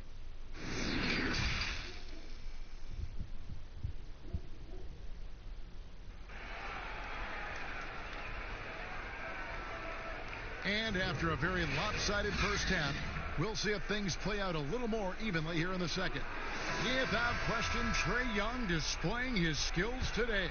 And how about the amount he's contributing in the scoring column through 2 quarters? He has been terrific. And one would expect that the defense made some adjustments at halftime, but he has the ability to answer right back. So for Oklahoma City right now, we've got Paul. Griffin is out there with JaVale McGee. Then there's Dennis Schroeder, and it's Caldwell Pope in at the small forward. There's the triple. Rebound by the Hawks. Following this one, they get to host the Cavaliers. And that game closes out the 4-game homestand for them. I'll tell you, most of the time this guy's going to finish that. But that was tremendous defense that prohibits him from completing the play. Well, skill is such an important part of today's game, and that suits Domantas Sabonis just fine. This guy has great hands, can pass, and can shoot with range. Now Daniels following Chris Paul's three-point attempt. And too much time in the lane. They get called for the 3-second violation. Now let's see the stat sheet here on Chris Paul. He's coming off an excellent season. Averaged 15 points a game, 8 assists, and 4 rebounds. And what is crazy is that these numbers might not even do his game justice. He's been phenomenal. Feels like every night this guy does something that just blows your mind. So fun to watch, someone the other players look up to. And the son of Hall of Famer Arvydas Sabonis, DeMontis was born to play this game. I think that translates, and you see it most often in his IQ on the floor. This is a young man that thinks the game at an extraordinarily high level, and he is as fundamentally sound a guy as you'll find in the NBA. Here is Paul, following the basket by Trae Young. Passes it to McGee. Schroeder outside. Lets a floater go, and the layup is up and in. Schroeder's got 12 points in the game. And when they've gone to him, he has come through big time. You got to keep getting him touches. Time called here. The Hawks decide to talk it over. A lot of competitors in this league, Doris, and you've got to be that way to play at this level. And I know you have a list of competitors that you admire a lot. It's those guys, Kevin, who have that instinct, desire to win. The guys who absolutely despise losing, who it almost hurts. It's painful physically. Giannis Antetokounmpo is driven to be great. He wants an NBA championship. LeBron James has got multiple titles and continues to pursue greatness. What I love about great NBA players, it's never enough, Kevin. And it's Wiggins missing. It's a +5 advantage for them in rebounding after that one. Here's Holiday. They get it again. The shot by Looney, no good. The Hawks trail by 15. Feeds it to Wiggins. Changes up, and he lays it up and in. Wiggins has got his first points of the game. Well, you think the body up to Wiggins will throw him off. It doesn't help at all. Outside Griffin.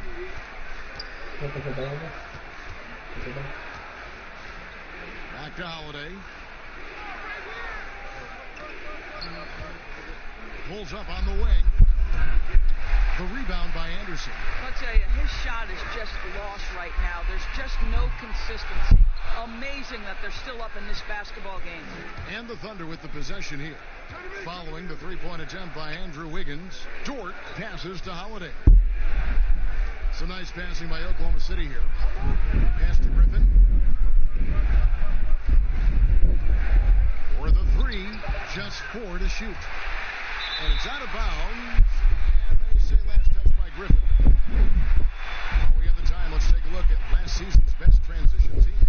Fifth on the list, the Thunder. I mean, it's a crowd-pleasing style, right? I mean, this club just got out and ran at every possible chance. Anderson against Holiday. Anderson kicks to Hayes. And the pass to Labissiere. Daniels from outside. Buries the long-range jumper. Daniels has got 5 points so far. And after an abysmal first half from the field, the shots now starting to fall. Timeout is called. First of the game for the Thunder.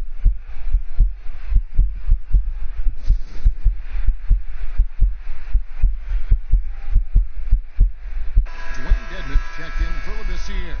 The Thunder also changing it up. Noel comes in for Blake Griffin. And Dennis Schroeder subbed in for Raul Neto. Holiday. And it's Daniels with the rebound. The Hawks trail by 10. And foul on the shot. He'll shoot 2 at the free throw line. It's going to be Nerlens Noel. And with the offense getting right to the rim, at least they saved the layup. He hits the second from the line. And 101 left in the third. Wiggins against Schroeder. Pass to Noel. He kicks to Holiday.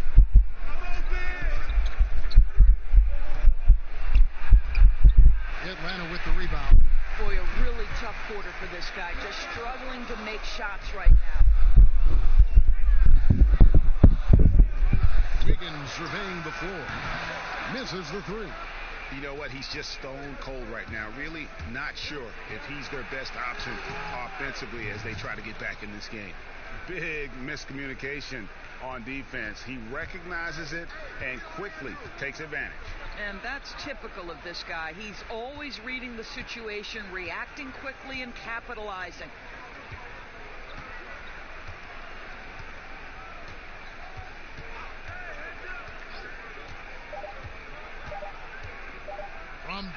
three-point range. No good. And so it's Oklahoma City. Their lead at 11 points to end the quarter. And it's been their rugged defense setting the tone. Right back after this break. And a moment now as we take a look at our State Farm assists of the game. Just true artistry right there. I mean, great decision on where to go with the ball, and how about the perfect delivery? We call that, Greg, putting it right in the pocket, and he knew what to do with it once it was there. And there may not be a lot of drama down the stretch as we head into the fourth quarter, but stranger things have happened. Wiggins is out there with Trae Young. Then it's Clint Capella. Then there's Al Farouk Aminu. And it's Sabonis in at the 4. So that's the lineup for Atlanta. Here's Young, and that'll be 2 free throws coming up. Officials on the call with the foul. Chris Paul picks up that one. Just a bright, young, offensive talent. Young isn't shy about forcing the action. Takes a lot of trips to the line.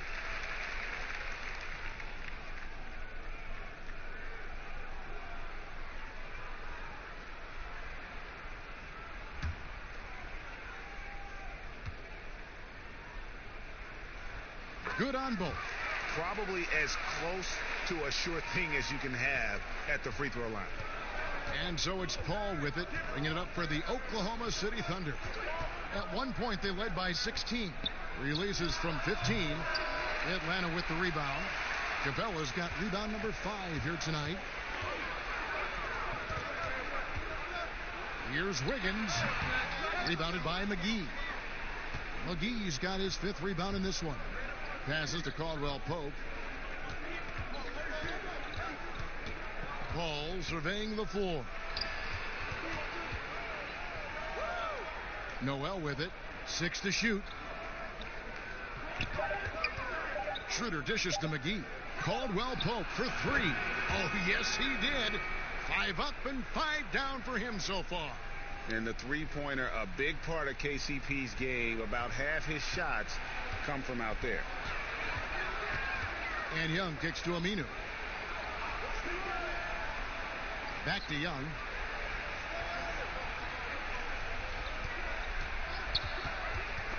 And taken away by Paul. Oh, and a fast break for Oklahoma City. Running, and that one is good. And the Thunder lead by 14.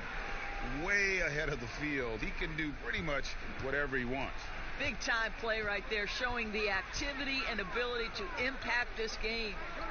Now, here's Capella. Pass to Wiggins. Young outside. Shot clock at 5. Fires for 3. Atlanta gets it back. Wiggins against Schroeder. Second shot opportunity. And once again off the mark by Atlanta. He has just not taken smart shots out there. A pattern he has fallen into tonight. Paul passes to Caldwell Pope. Some nice passing by Oklahoma City here. McGee inside. Sabonis is there. McGee's shot is off. Guys, they're looking for a way to score here. Yeah, they've had a tough time taking the lid off. A good score inside for a 3-man. I mean, Wiggins can beat you with his back to the basket or facing up. Now here's Paul to the left wing.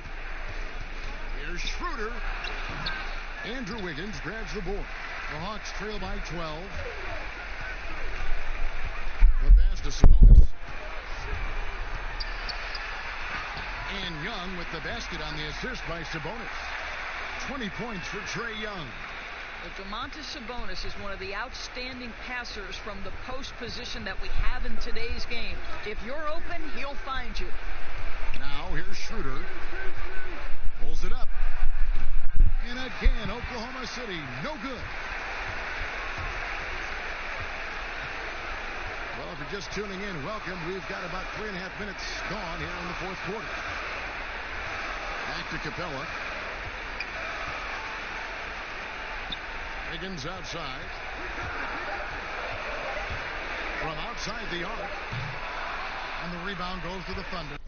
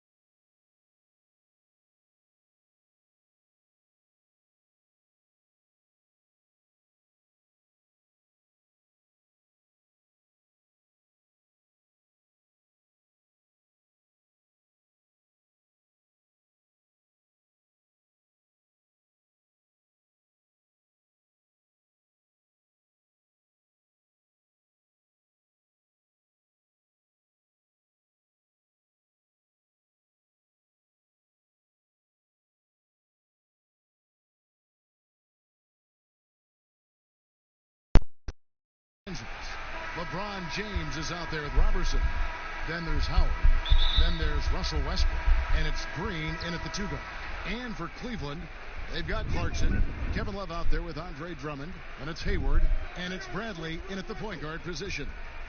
Now here's Westbrook. And they call an illegal screen here. And the official start of the season, Chris. Is there any opening day for you that sticks out in the many years you played in the NBA? One opening game, and I don't remember who we played, but I know it was with Allen.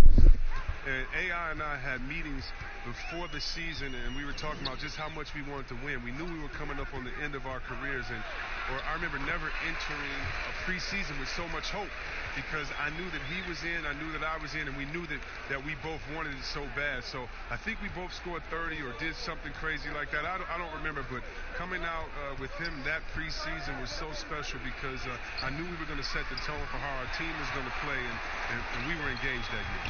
Now, here's Clarkson following the miss by Russell Westbrook. Can't get it to fall, and he's missed the second after making his first. Here's James. Shooting foul as the whistle blows. He'll shoot 2 free throws. Andre Drummond picks one up. LeBron is so aggressive, virtually unguardable, tough to contain when he's going up to shoot. This is his first trip to the line tonight. Free throw good, LeBron. And reportedly, LeBron James spends over $1 million a year just on training and maintaining his body. Well, money well spent. I mean, for his age, the most minutes played in NBA history, he's doing everything possible to extend his prime. The shot's good from Gordon Hayward. Terrific awareness from the skilled forward. I mean, you love finding the wide open man. Clarkson against LeBron. Uses the glass to finish the layup. And once he got to the 10, I think he was surprised to find himself that wide open. Yeah, very little resistance. I mean, you had to bring much faster help than that. And no one near Clarkson as he lets it go. Off target from three-point range. And a lot of contact on that one, so he'll shoot 2 here. It's going to be on Avery Bradley. And Chris, later this season, LeBron James likely to surpass Kobe Bryant for 3rd on the all-time scoring list. And that might be a bittersweet moment for Lakers fans, Kevin. I mean, a lot of diehard Kobe supporters who've long held that the Mamba, not LeBron, was the heir apparent to Jordan. A championship standard in L.A. with the Lakers. The expectations will always be high. Oh, yes, yeah, you've been there with me. I mean, we both looked up in the Raptors and seen those 16 championship banners up there. I mean, with LeBron James in the fold, the expectation is to get to 17, 18, 19. You see the poise developing in Clarkson. He makes a nice choice in the pick and roll. There's the pass to James. Over Love. That shot off the mark. So Cleveland will take it the other way. The Lakers beat them last time when these two teams met in Los Angeles. And they'll want to show that they're a much better team than they demonstrated last time out against these guys. At the very least, avoid another blowout. Oh, yeah. Wasn't that a sloppy effort? I mean, turnovers were a huge issue. And they don't have to play safe tonight. They do have to play smart. Now here's LeBron. Following the miss by Avery Bradley. Up again, and Howard with the second chance points. Throughout his career, Howard has dominated the boards. The size, touch, and timing he possesses is just a lethal concoction. So timeout called here, the first for Cleveland. And even though Chris Dwight Howard won't be logging the 35-plus minutes he once did, he is still a factor when he's on the floor. Oh, yeah, Kevin. You better pay attention to Dwight. He can still hurt you with any touch he gets around the basket. I like seeing him in short bursts where you can force the opposing team to adjust to him inside. And it's a completely new group on the floor for the Cavaliers. Big group substitute Green. Rajon Rondo is subbed in for Russell Westbrook. And so it's Rondo bringing it up for the Lakers. Good for the basket. Starting off 1 for 1 with that shot. You got to close up any lane to the rim. If you don't, Rondo is merciless in exploiting it. Harris against Redick, and it's Harris off the drive. That one, no good. So the Lakers will take it the other way. Redick surveying the D. Passes it to James. And the wide open shot from Morris. Yes, and it's LeBron picking up the assist. Morris is excellent at cashing in on the catch and shoot. I mean, he's terrific at firing off the pass. Pass to Mahinmi.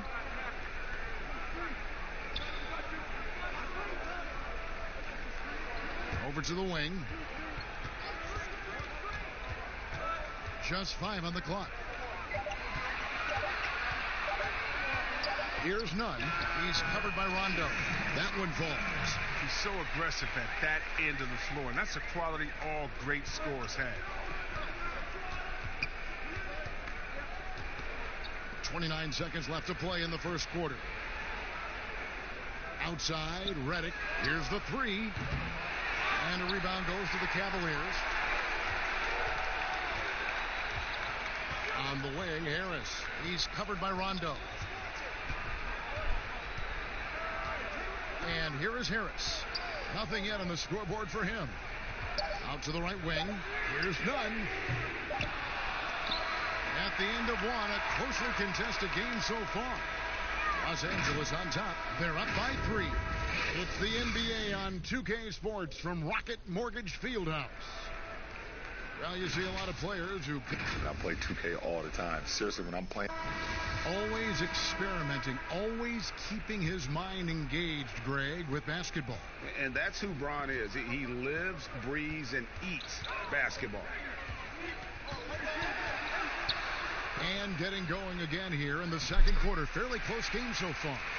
And taking a look at the Lakers' performance here. What have they been doing or not doing in the game? They've gotten to the line with tremendous consistency here through the first period. Yeah, I like the attitude they've shown coming in here. I mean, really applying pressure and trying to give this crowd nothing to cheer about. Taking a look at the Lakers. J.J. Redick is out there with Markieff Morris. That's Rajon Rondo. Then it's Thompson. And it's Caruso in at the 2-guard spot. Now here's Brown after Markieff Morris's miss. Brown the pass to Mahinmi. Here's none. He's covered by Thompson. No good from Gasol. The Lakers in the lead. Just over a minute gone here in the second quarter. A floater. Rondo. No good. A fantastic effort on D to get up in his face and deny the layup. Brown outside. Pass to Harris. Fires the three. The shot's good. Brown making the play. Harris has got the lead up to 2 now for the Cavs. And guys, there are some you can give that shot to, but let's be clear, he's not one of them. Terrible job there by the D. Redick finds Thompson. Misses that one. He's 0 for 1 from the floor. Last game for the Cavaliers, it was a loss to the Bulls in Chicago. Harris against Redick. Harris passes to Gasol. Thompson with the rebound for Los Angeles. They've gone 0-3 and are still looking for that first bucket here in the second quarter. We've seen this explosion of Canadian players in the NBA. And really, Tristan Thompson led that way. The 4th pick back in 2011, Thompson was, at that point, the highest drafted Canadian in NBA history.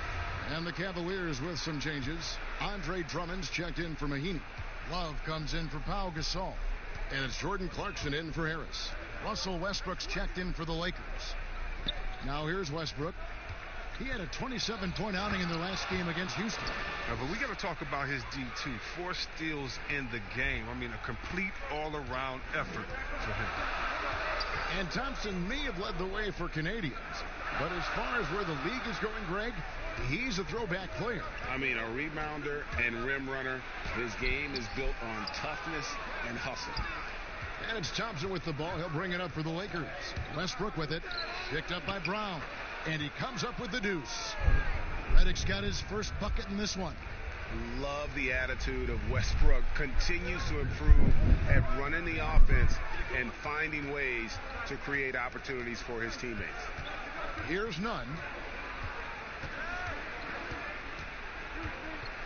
1:43 left in the second quarter.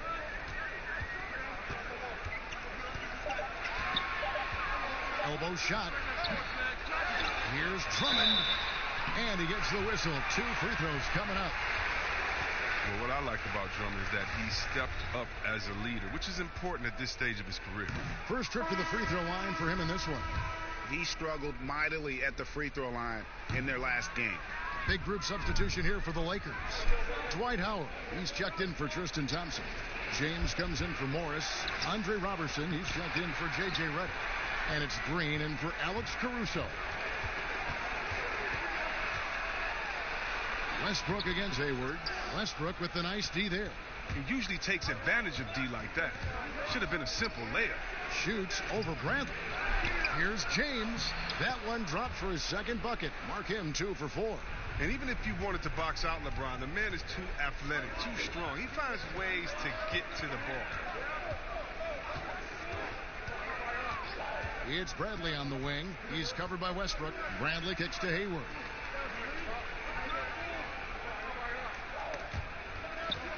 Drummond dishes to Hayward. Over Robertson. Here's Drummond, and the layup's good off the glass. He attacks the glass with a ferocity that you have to see to believe.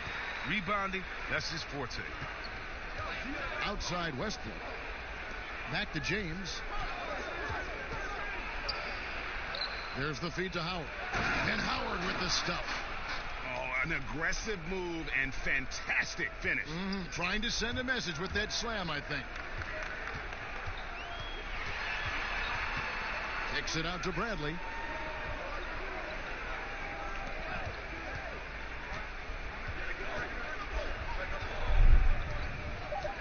And there's the pass to Love. And no luck with that time on the buzzer beater. And some... All right, thank you, David. And folks, don't go away after the break. We'll see you right back here. And now, the 2K Sports Halftime Show. A competitive matchup for the Lakers in the first quarter. At the end of the period, they held a 3-point lead. The second quarter was a tight battle, but they were the slightly better team. And that'll do it for us.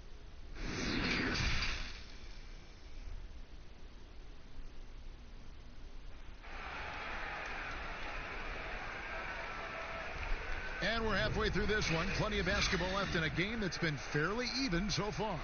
You look at James, what a contribution. And he's shown just how adept he can be at creating contact and then cashing in at the line. Yeah, I mean, showing that tenacity both mentally and physically. Jordan Clarkson is out there with Avery Bradley. And it's Hayward. Then there's Kevin Love. And it's Drummond in at the 5 spot. So that's who's on the floor for the Cavaliers. You talk about players that have transformed their bodies in the NBA. How about Gordon Hayward? Has added muscle every year while maintaining that speed and agility. Here is Hayward after the basket by the Lakers. Love in the post, working on James. Hayward finds Bradley. Over Westbrook. A second chance effort, and there's the nice layup by Drummond. Well, Kevin, when Drummond gets positioned in the post, he's a surefire scorer. The D throwing everything but the kitchen sink at him, and he still makes the bucket. Now, here's Green. No points in the game yet for him. The shot's good from Westbrook. Westbrook's got the lead back up to 6 now for Los Angeles. You know, Greg, when he came into the league, Hayward looked so young. You almost don't recognize him now. I mean, the suit of armor from his time in the weight room and the hair looking sharp to match. Outside Bradley. Love the pass to Clarkson.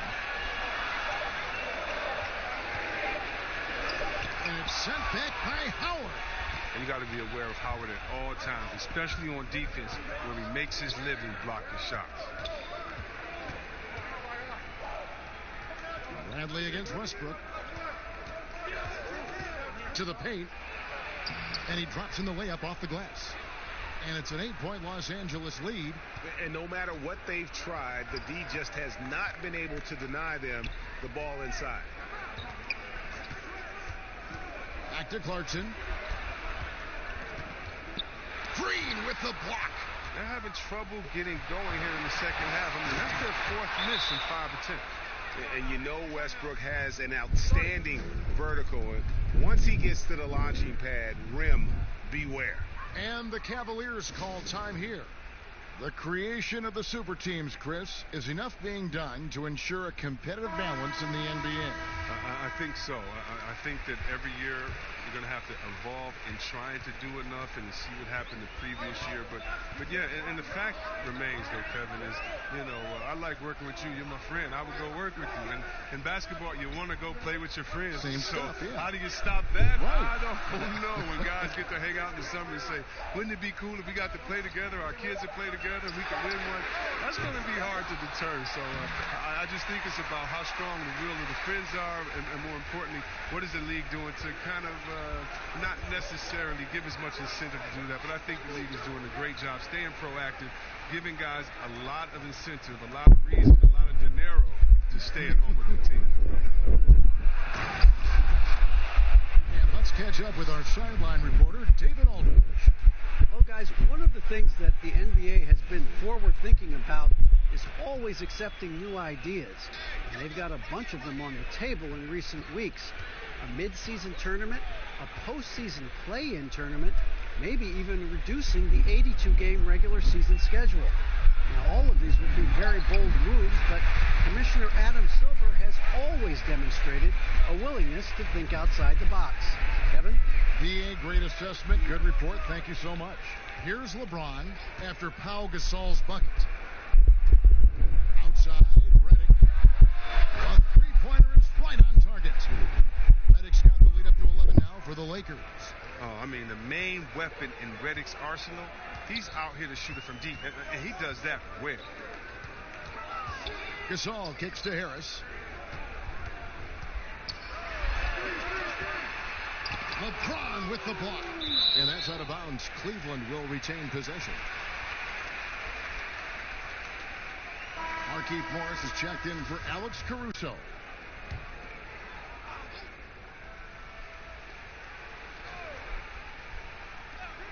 There's 57 seconds left to play in the third. Los Angeles leading by 11. Rondo wide open. Yes, and it's LeBron picking up the assists. LeBron's got his 4th assist with that last one here tonight. Here's Nunn. Pass to Gasol. Cleveland moving the ball around. Here's Drummond. Hits the jump hook. Drummond's got 6 here in this quarter. Oh, Drummond is such a skilled operator. I mean, close to the bucket. Tough to find ways to hold him in check inside. LeBron drives in. And those are the kinds of plays that are just killing them right now. Cleveland's gotten blank from three-point land so far in the third. Still 0 for 3. 3 seconds separate the shot clock and game clock. Here's Nunn. Come get it, come get it. Pass to Harris. 6 on the shot clock. From the arc. Drills the three-pointer. Harris has got 6. With 1 on the clock, he doesn't hit that one. And so it's the Los Angeles Lakers going into the break with a 10-point lead. They've been playing some ferocious defense. And we've got more NBA action on 2K Sports coming your way after this break. And it's time now to bring you our State Farm assist of the game. And I'm glad this was the pick because I love this pass. Such a great dish. That's what I call court vision. Well, it's also called making a good read, understanding where everyone is and taking full advantage. Fantastic. And with 3 quarters behind us, let's see what this 4th period holds in store for us. Our 4th quarter action underway, presented by Gatorade, all fueled up and ready to go. Let's reset the lineups. Taking a look at Los Angeles. They've got LeBron James, Russell Westbrook out there with Green. Then there's Andre Robertson. And it's Howard in at the 5, down low. Love. Can't hit that one. And it's the Lakers the other way. 13 points was their biggest lead in the game. Shot on the wing, and it's Westbrook. That time on the assist from Robertson. 8 points for Russell Westbrook. And Westbrook is a terror from the mid-range. Terrific at sticking it to the defense from that spot on the floor. Clarkson against LeBron. The shot by Clarkson, no good. And the activity he shows around the rim is why he is such a respected defender.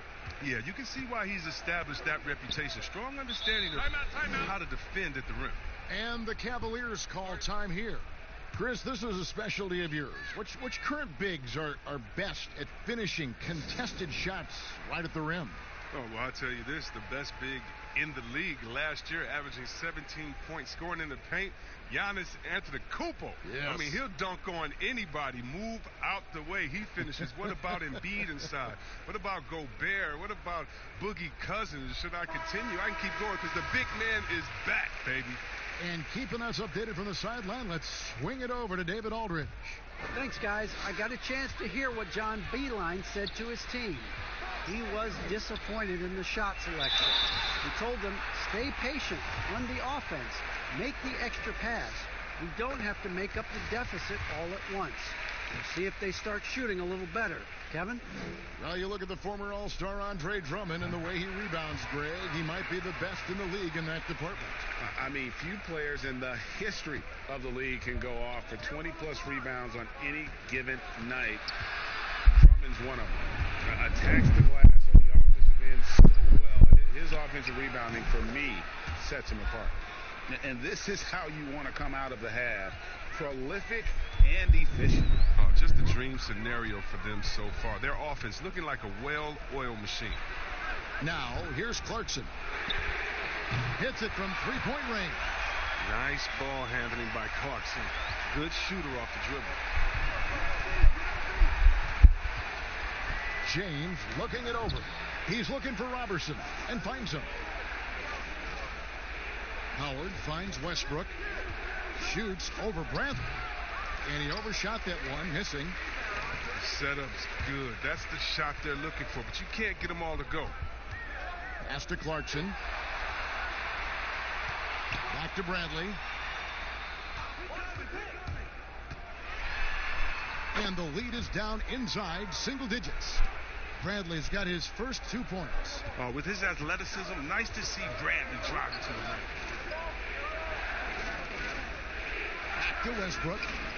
Yes, it's James picking up the assist. James has got 6 assists in the game. When you allow good scorers to get uncontested shots at the rim, no wonder you're losing. Yeah. Horrible effort. It appears they may be on the brink of giving up. And he's not going to pass up that one. And trust me, he shouldn't. He's solid from that in-between area.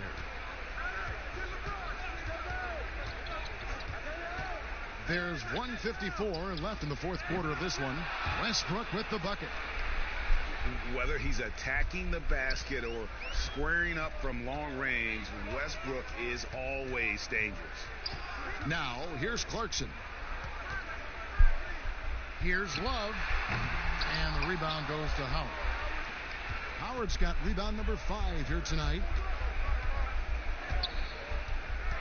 Lobbed up there for Howard. And it's Howard finishing it off. You lob it Howard's way, he'll find ways to finish. That's how talented of a dunker he is. Bradley with the bounce pass. And he tries off the glass, but it's no good.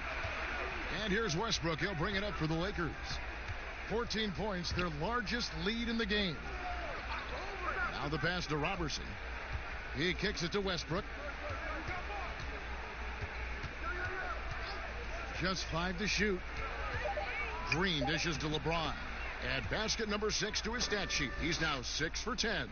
And tonight's battle is going to end with a very clear winner, leaving nothing to chance. Impressive win for the Lakers. When you consider the difference in their field goal percentages, the other team has to be happy that this wasn't a bigger loss. This team was on fire. Yeah, Kevin, it's always frustrating when you can't throw a rock on the ground and the other guys just can't seem to miss. And it'll go down as their first official win of the new year. And in a 3-game season series, they take the first 2, and certainly they've had the edge in this matchup. And what a tremendous standout performance it was for LeBron. He just looked like an orchestrator out there. His teammates kept running to the open spot, and he found them time and time again. Love 2 free throws coming up, and they call the shooting foul. That's on Dwight Howard. Gotta respect how Love moves close into the rim. Skilled at drawing fouls and getting to the line. No good on the second free throw. Here's Caruso. And so it's the Lakers taking care of business here. A solid win on the road for them. This building was dead silent by the time, GA, this one wound down. And that's what you want to do. Take the crowd out of it by crunch time. Don't give them any chance to lift their team up at the finish. And now let's thank you, David. Great interview once again. And that'll wrap it up.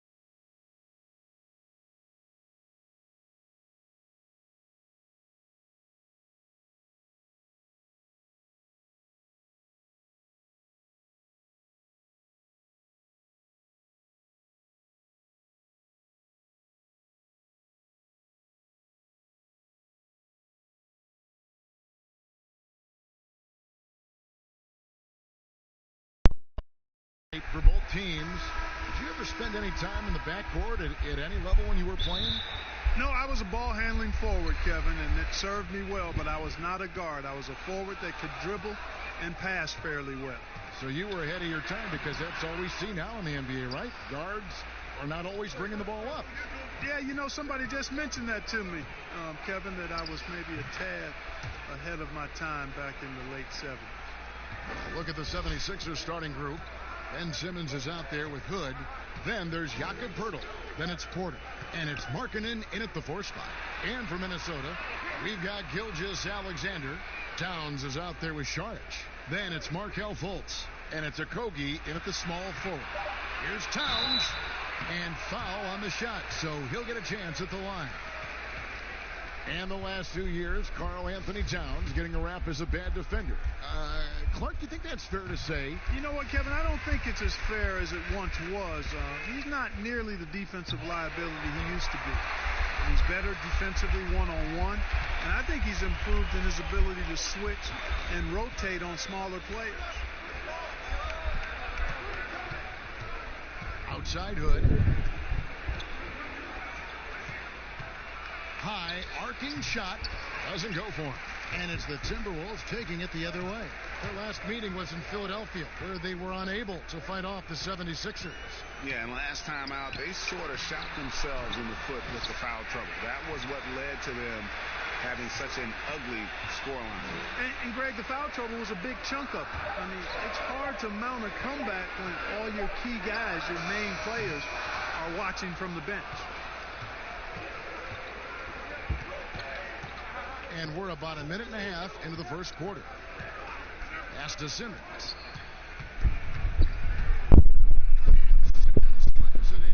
And for a 6'10" player like Simmons to be handling the ball like that, come on. That's criminal. The pass to Towns. Shoots over Pirtle. And he can't bank that one in. Boy, they are frigid right now. I mean, failing to connect on their first 4 attempts. And he gets the basket. Officials blowing the whistle, so a chance at the line for one more. So Hood will go to the free throw line. It's on Markelle Fultz. The 76ers shooting their first free throw of the year. Yeah, and fairly decent a season ago, about 77% from the line. Passes it to Okogie. Over Porter, and the basket by Okogie. And boy, did they need that one. Their first make in the 5 field goal attempts they've had. And, you know, even though in today's game floor spacing is all the rage, the last 5 years the Wolves attempted the fewest threes in the league. And when they did shoot them, they didn't make very many of them. Here's Simmons. Got a piece of it. It's stolen by Saric. Pass to Fultz. Now here's Towns. Back to Fultz. 6 to shoot. And stolen by Hood. And now the 76ers on the break. That's good, and he's now 3 for 4 from the field. 1:58 left to play in the first quarter. And on top of their troubles from range, the Wolves have also had trouble on the defensive glass. Yeah, and if you can't rebound and you're not shooting it well, you've got to figure out who you're going to be. Your identity is in question. That's what the Wolves are trying to figure out. Who are we? What do we do well? How do we win? How do we succeed? To get to the next level, they've got to answer that question. And the 76ers will go for a different look here. Williams, he's checked in for Purdy. Young comes in for Markkanen. Eddie Osman, he's checked in for Michael Porter. Robinson is subbed in for Hood. Yeah, you know, the willingness from Towns to share the ball, just another reason why his guys love playing with him. And Young kicks to Robinson. Pass to Simmons. And the rejection by Towns. Here's Trent. It's good. He makes his first shot of the game. Yeah, you know, Mills is one of those energizing players who does a little bit of everything, including finding his open teammates. Simmons on the wing. Shoots over Mills. No good from Simmons. Boy, defense non-existent there, but they catch a break as he whips it. Towns, and Towns throws it down. Oh, I love how Towns plays with a chip on his shoulder. He brings it every night with force. Simmons looking around. Bucket is good. Oh, perfect timing there to knock down the teardrop. And it's Mills with the ball for the Timberwolves. They trail by 1. The Timberwolves working the ball around now. Here's Towns. Williams with the block. a main staple in Williams' game, that sixth sense for when to rise up and deter those shots. 4 on the shot clock. Here's Towns. He hits the back iron and sinks the shot. Towns has got 6 points. Well, he knew how many inches he had over the guy. I mean, let's face it, good decision to just rise up and take the jump shot. Now here's Simmons. And it's a defensive 3-second violation. For Philadelphia, they have shot just 1 free throw earlier, 1 for 1 in the game. And he shows the focus there, nails the technical.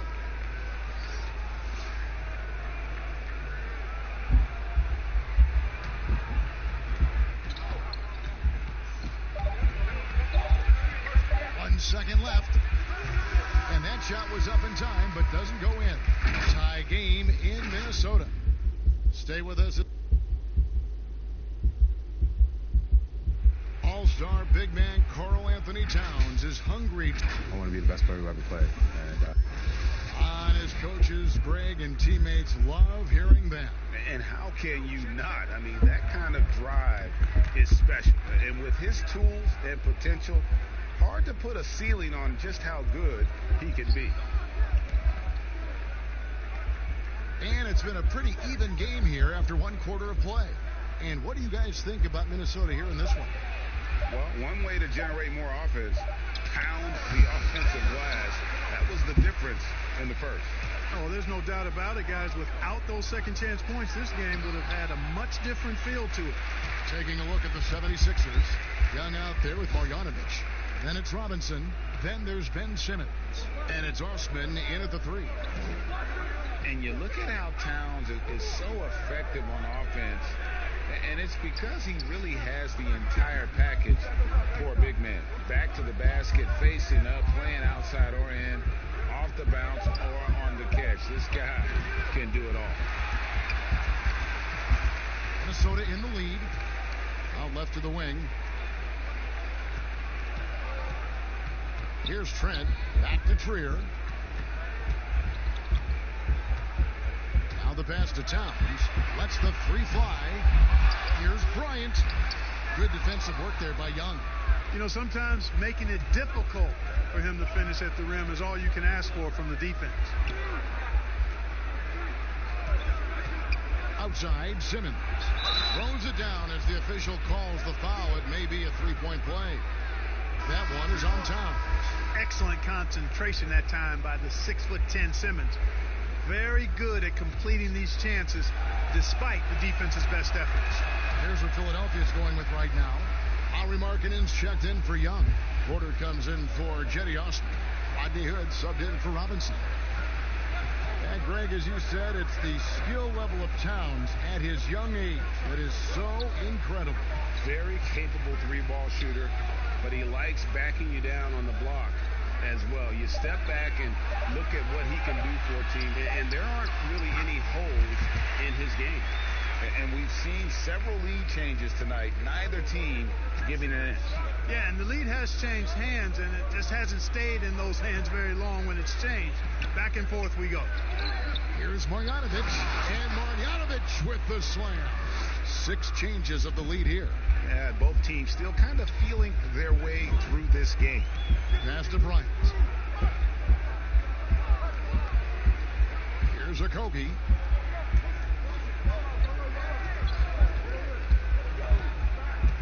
Just 5 on the clock. And contact on the shot, so he'll be shooting free throws here. It's on Lauri Markkanen. And guys, let's get your take on the hustle stats for the 76ers.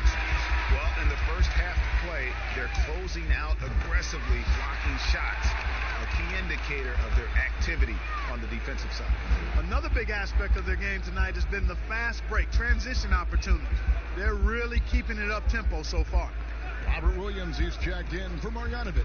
Here's Simmons, and the 76ers tack on 2 more. On opening night, Clark, both teams would love to start off, obviously, on a winning note. Without question, I mean, setting that winning tone, gaining that confidence that comes from winning, and they all count. Wins today are just as important as wins that you get in March and April. from 13. Gilgeous-Alexander can't get it to go. And so Hood will bring it up for the 76ers. Only giving up 6 here in this quarter. Simmons with it now, guarded by Saric. That one goes in. And now a 3-point 76ers lead. And Simmons so deft with the floater, freezing the defense completely. Now here's Gilgeous-Alexander. Defense right on him. 76ers have gone 4 of 6 from the field here in the second. Here's Simmons. That's the 6th make from the field. He's taken 9 shots and missed but 3. Boy, he's a real bully inside. I mean, you forget sometimes that Simmons is 6'9", 6'10", with nice touch. It's a nice combination near the basket. Saric against Markkanen. Shot is good in the 76ers lead. He's got back down to 3 on the basket from Saric. I think the offensive game of Saric is really good and continues to evolve. Encouraging to see him be aggressive inside. Now here's Markkanen, guarded by Fultz. Hood for 3. Rebounded by the Timberwolves. And he didn't punish them for the weak coverage there, but they can't count on him to continue missing. The shot and game clock separated by 4. And foul on the shot. He'll shoot 2 at the free throw line. Nice work to get it inside and draw the contact. Exactly. The defense determined not to allow the easy layup right there. They'll settle for making him earn the free throw. For Philadelphia, they've gone 5 of 8 from the floor here in the second quarter. Over 60% shooting. Now here's Simmons. Defense is right there. Shoots over Mills. Off target. That was a little heat chip. And so it's Ben. It's the 2K Sports Halftime Show. Ernie Jones for the 76ers, the first quarter was pretty even. They saw their lead grow to a high water mark. And that...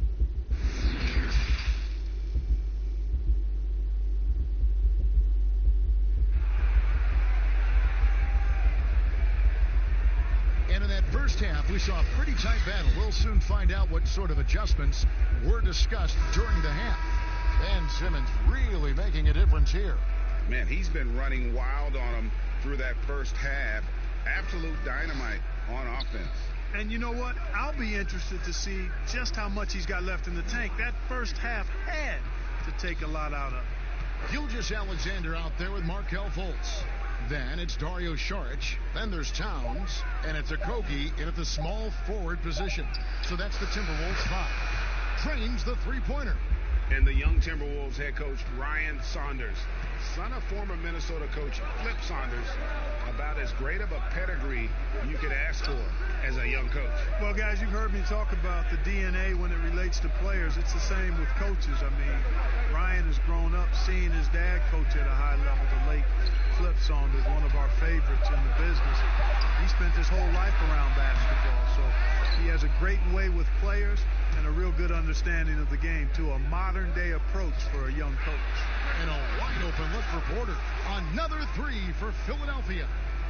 Yeah, there's 6 points on consecutive 3 balls. They're finding holes now in the D. Saric against Markkanen. Saric looking around. Clock at 6. Here's Towns. Nails the 16-footer. Towns has got 10 points. Well, Towns has such a nice, smooth-looking jumper. Capitalizing from the mid-range there. Simmons finds Hood.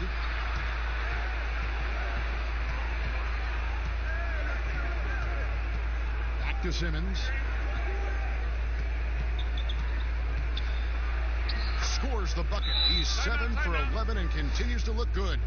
And that tells the tale here today, guys. Throughout this game, they've been able to get the ball in tight and finish. Minnesota calls timeout. As the teams head into this timeout, a chance for the coaches now to map out some plays for the next few minutes and a chance for the players to rehydrate with some Gatorade. That's important if they want to make sure they don't wear down later in the game. Absolutely. Over the course of a game, you have to stay hydrated. The Timberwolves making a switch here. Trier's checked in. Philadelphia also making some changes. Marjanovic comes in for Markkanen. Young is subbed in for Michael Porter. Now here's Simmons. Gilgeous-Alexander covering. Launches a three. Offensive rebound. Laid in with a nice touch off the glass.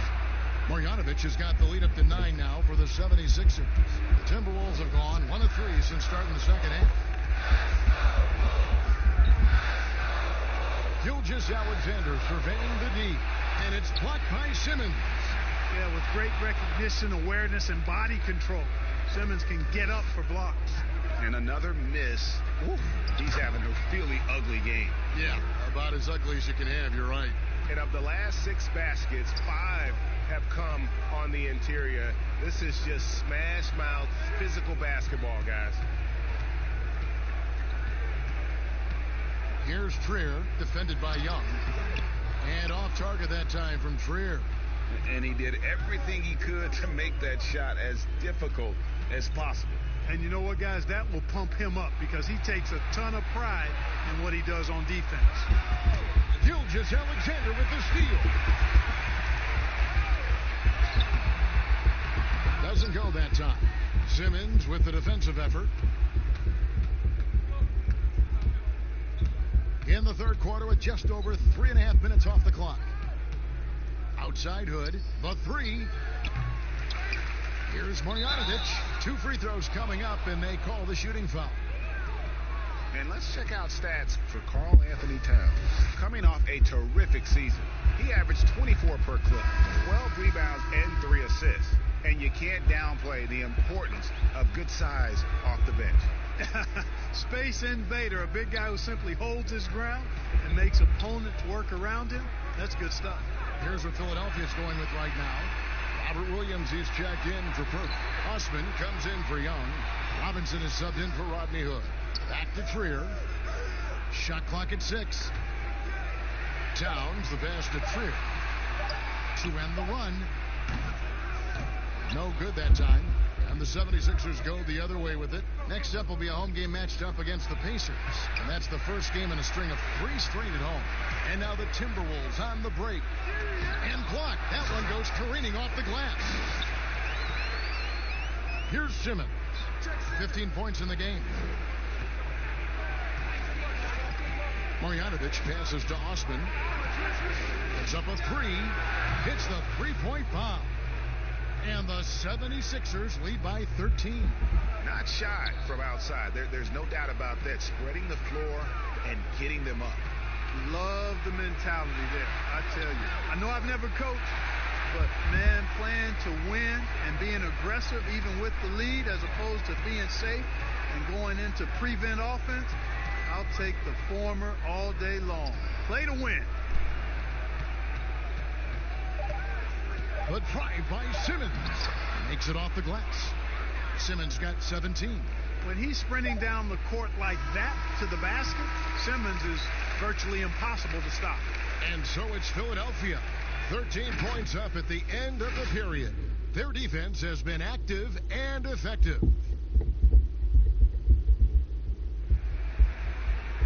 And there have been 2 very different performances from these teams today as we get going in quarter number 4. Look, it seems that guards are rebounding now more than ever. What do you make of that trend? You know what, Kevin? I think it's a function of how the game is played. More and more teams play small ball, where they really don't have a big guy out there or a traditional center out there. You may have guards and wings, and oftentimes your tallest guy might be 6'8". So it makes it important for guards and everybody to rebound the ball. So I think you see more guards getting more rebounds because of teams playing small ball as a function of the three-point shots importance in the game. So on the floor for Philadelphia, they've got Ben Simmons.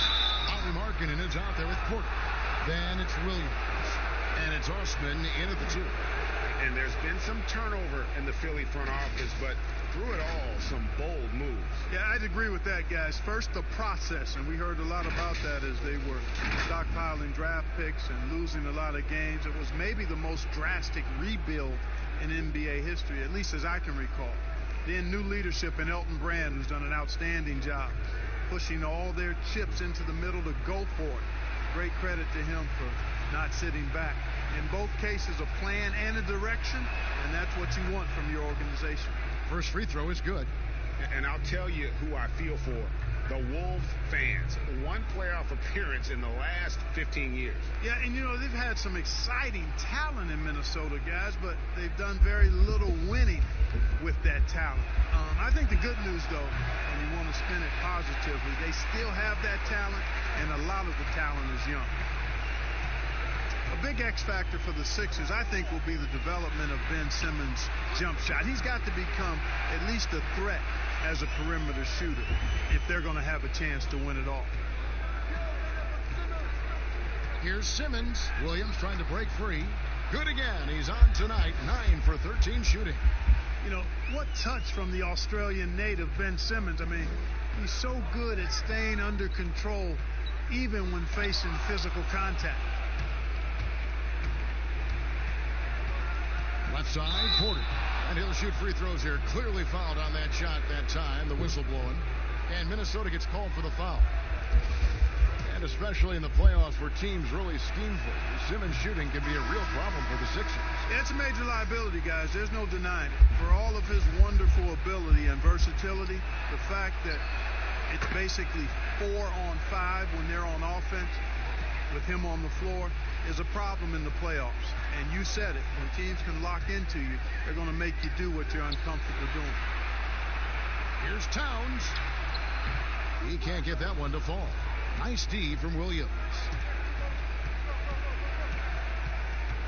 Porter against Towns.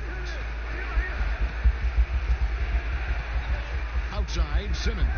He's looking for Williams and finds him. The basket good off the assist from Simmons. And the 76ers lead by 18.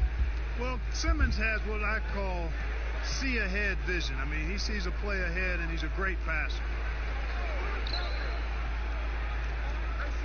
Here's Okogie. Now, Gilgeous-Alexander. Mills can't hit. Now here's Simmons, covered by Mills. Pass to Hood. Back to Simmons. Over Mills. Again, Philadelphia. Offensively, defensively, they are in total control.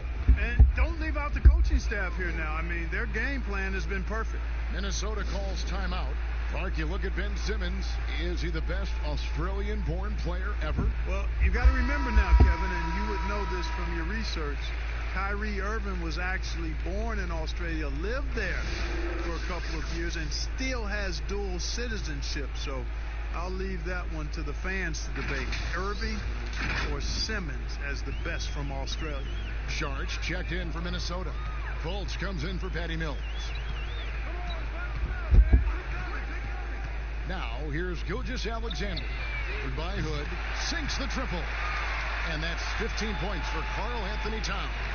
And with the way the game is played nowadays, you want big guys who can shoot the ball.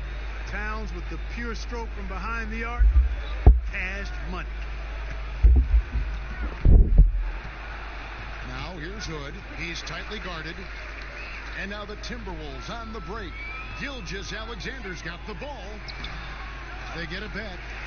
And the activity he shows around the rim is why he is such a respected defender. And you know what? He's not going to give up an easy finish at the rim. I mean, that's just against his constitution. Clock at 6, and it's Pirtle at the elbow. Simmons finds Porter. Philadelphia needs to get a shot off. Shoots over Gilgeous-Alexander. And so it looks like the 76ers will retain possession here. And this is what they wanted. I mean, to announce their presence in this matchup with authority, very decisive. It can definitely be considered a statement win for the 76ers. and they're fully in control now, but there were some tense moments, I thought, for them throughout this game. Listen, they certainly weren't coasting despite what the score looks like. I love the way they came together, though.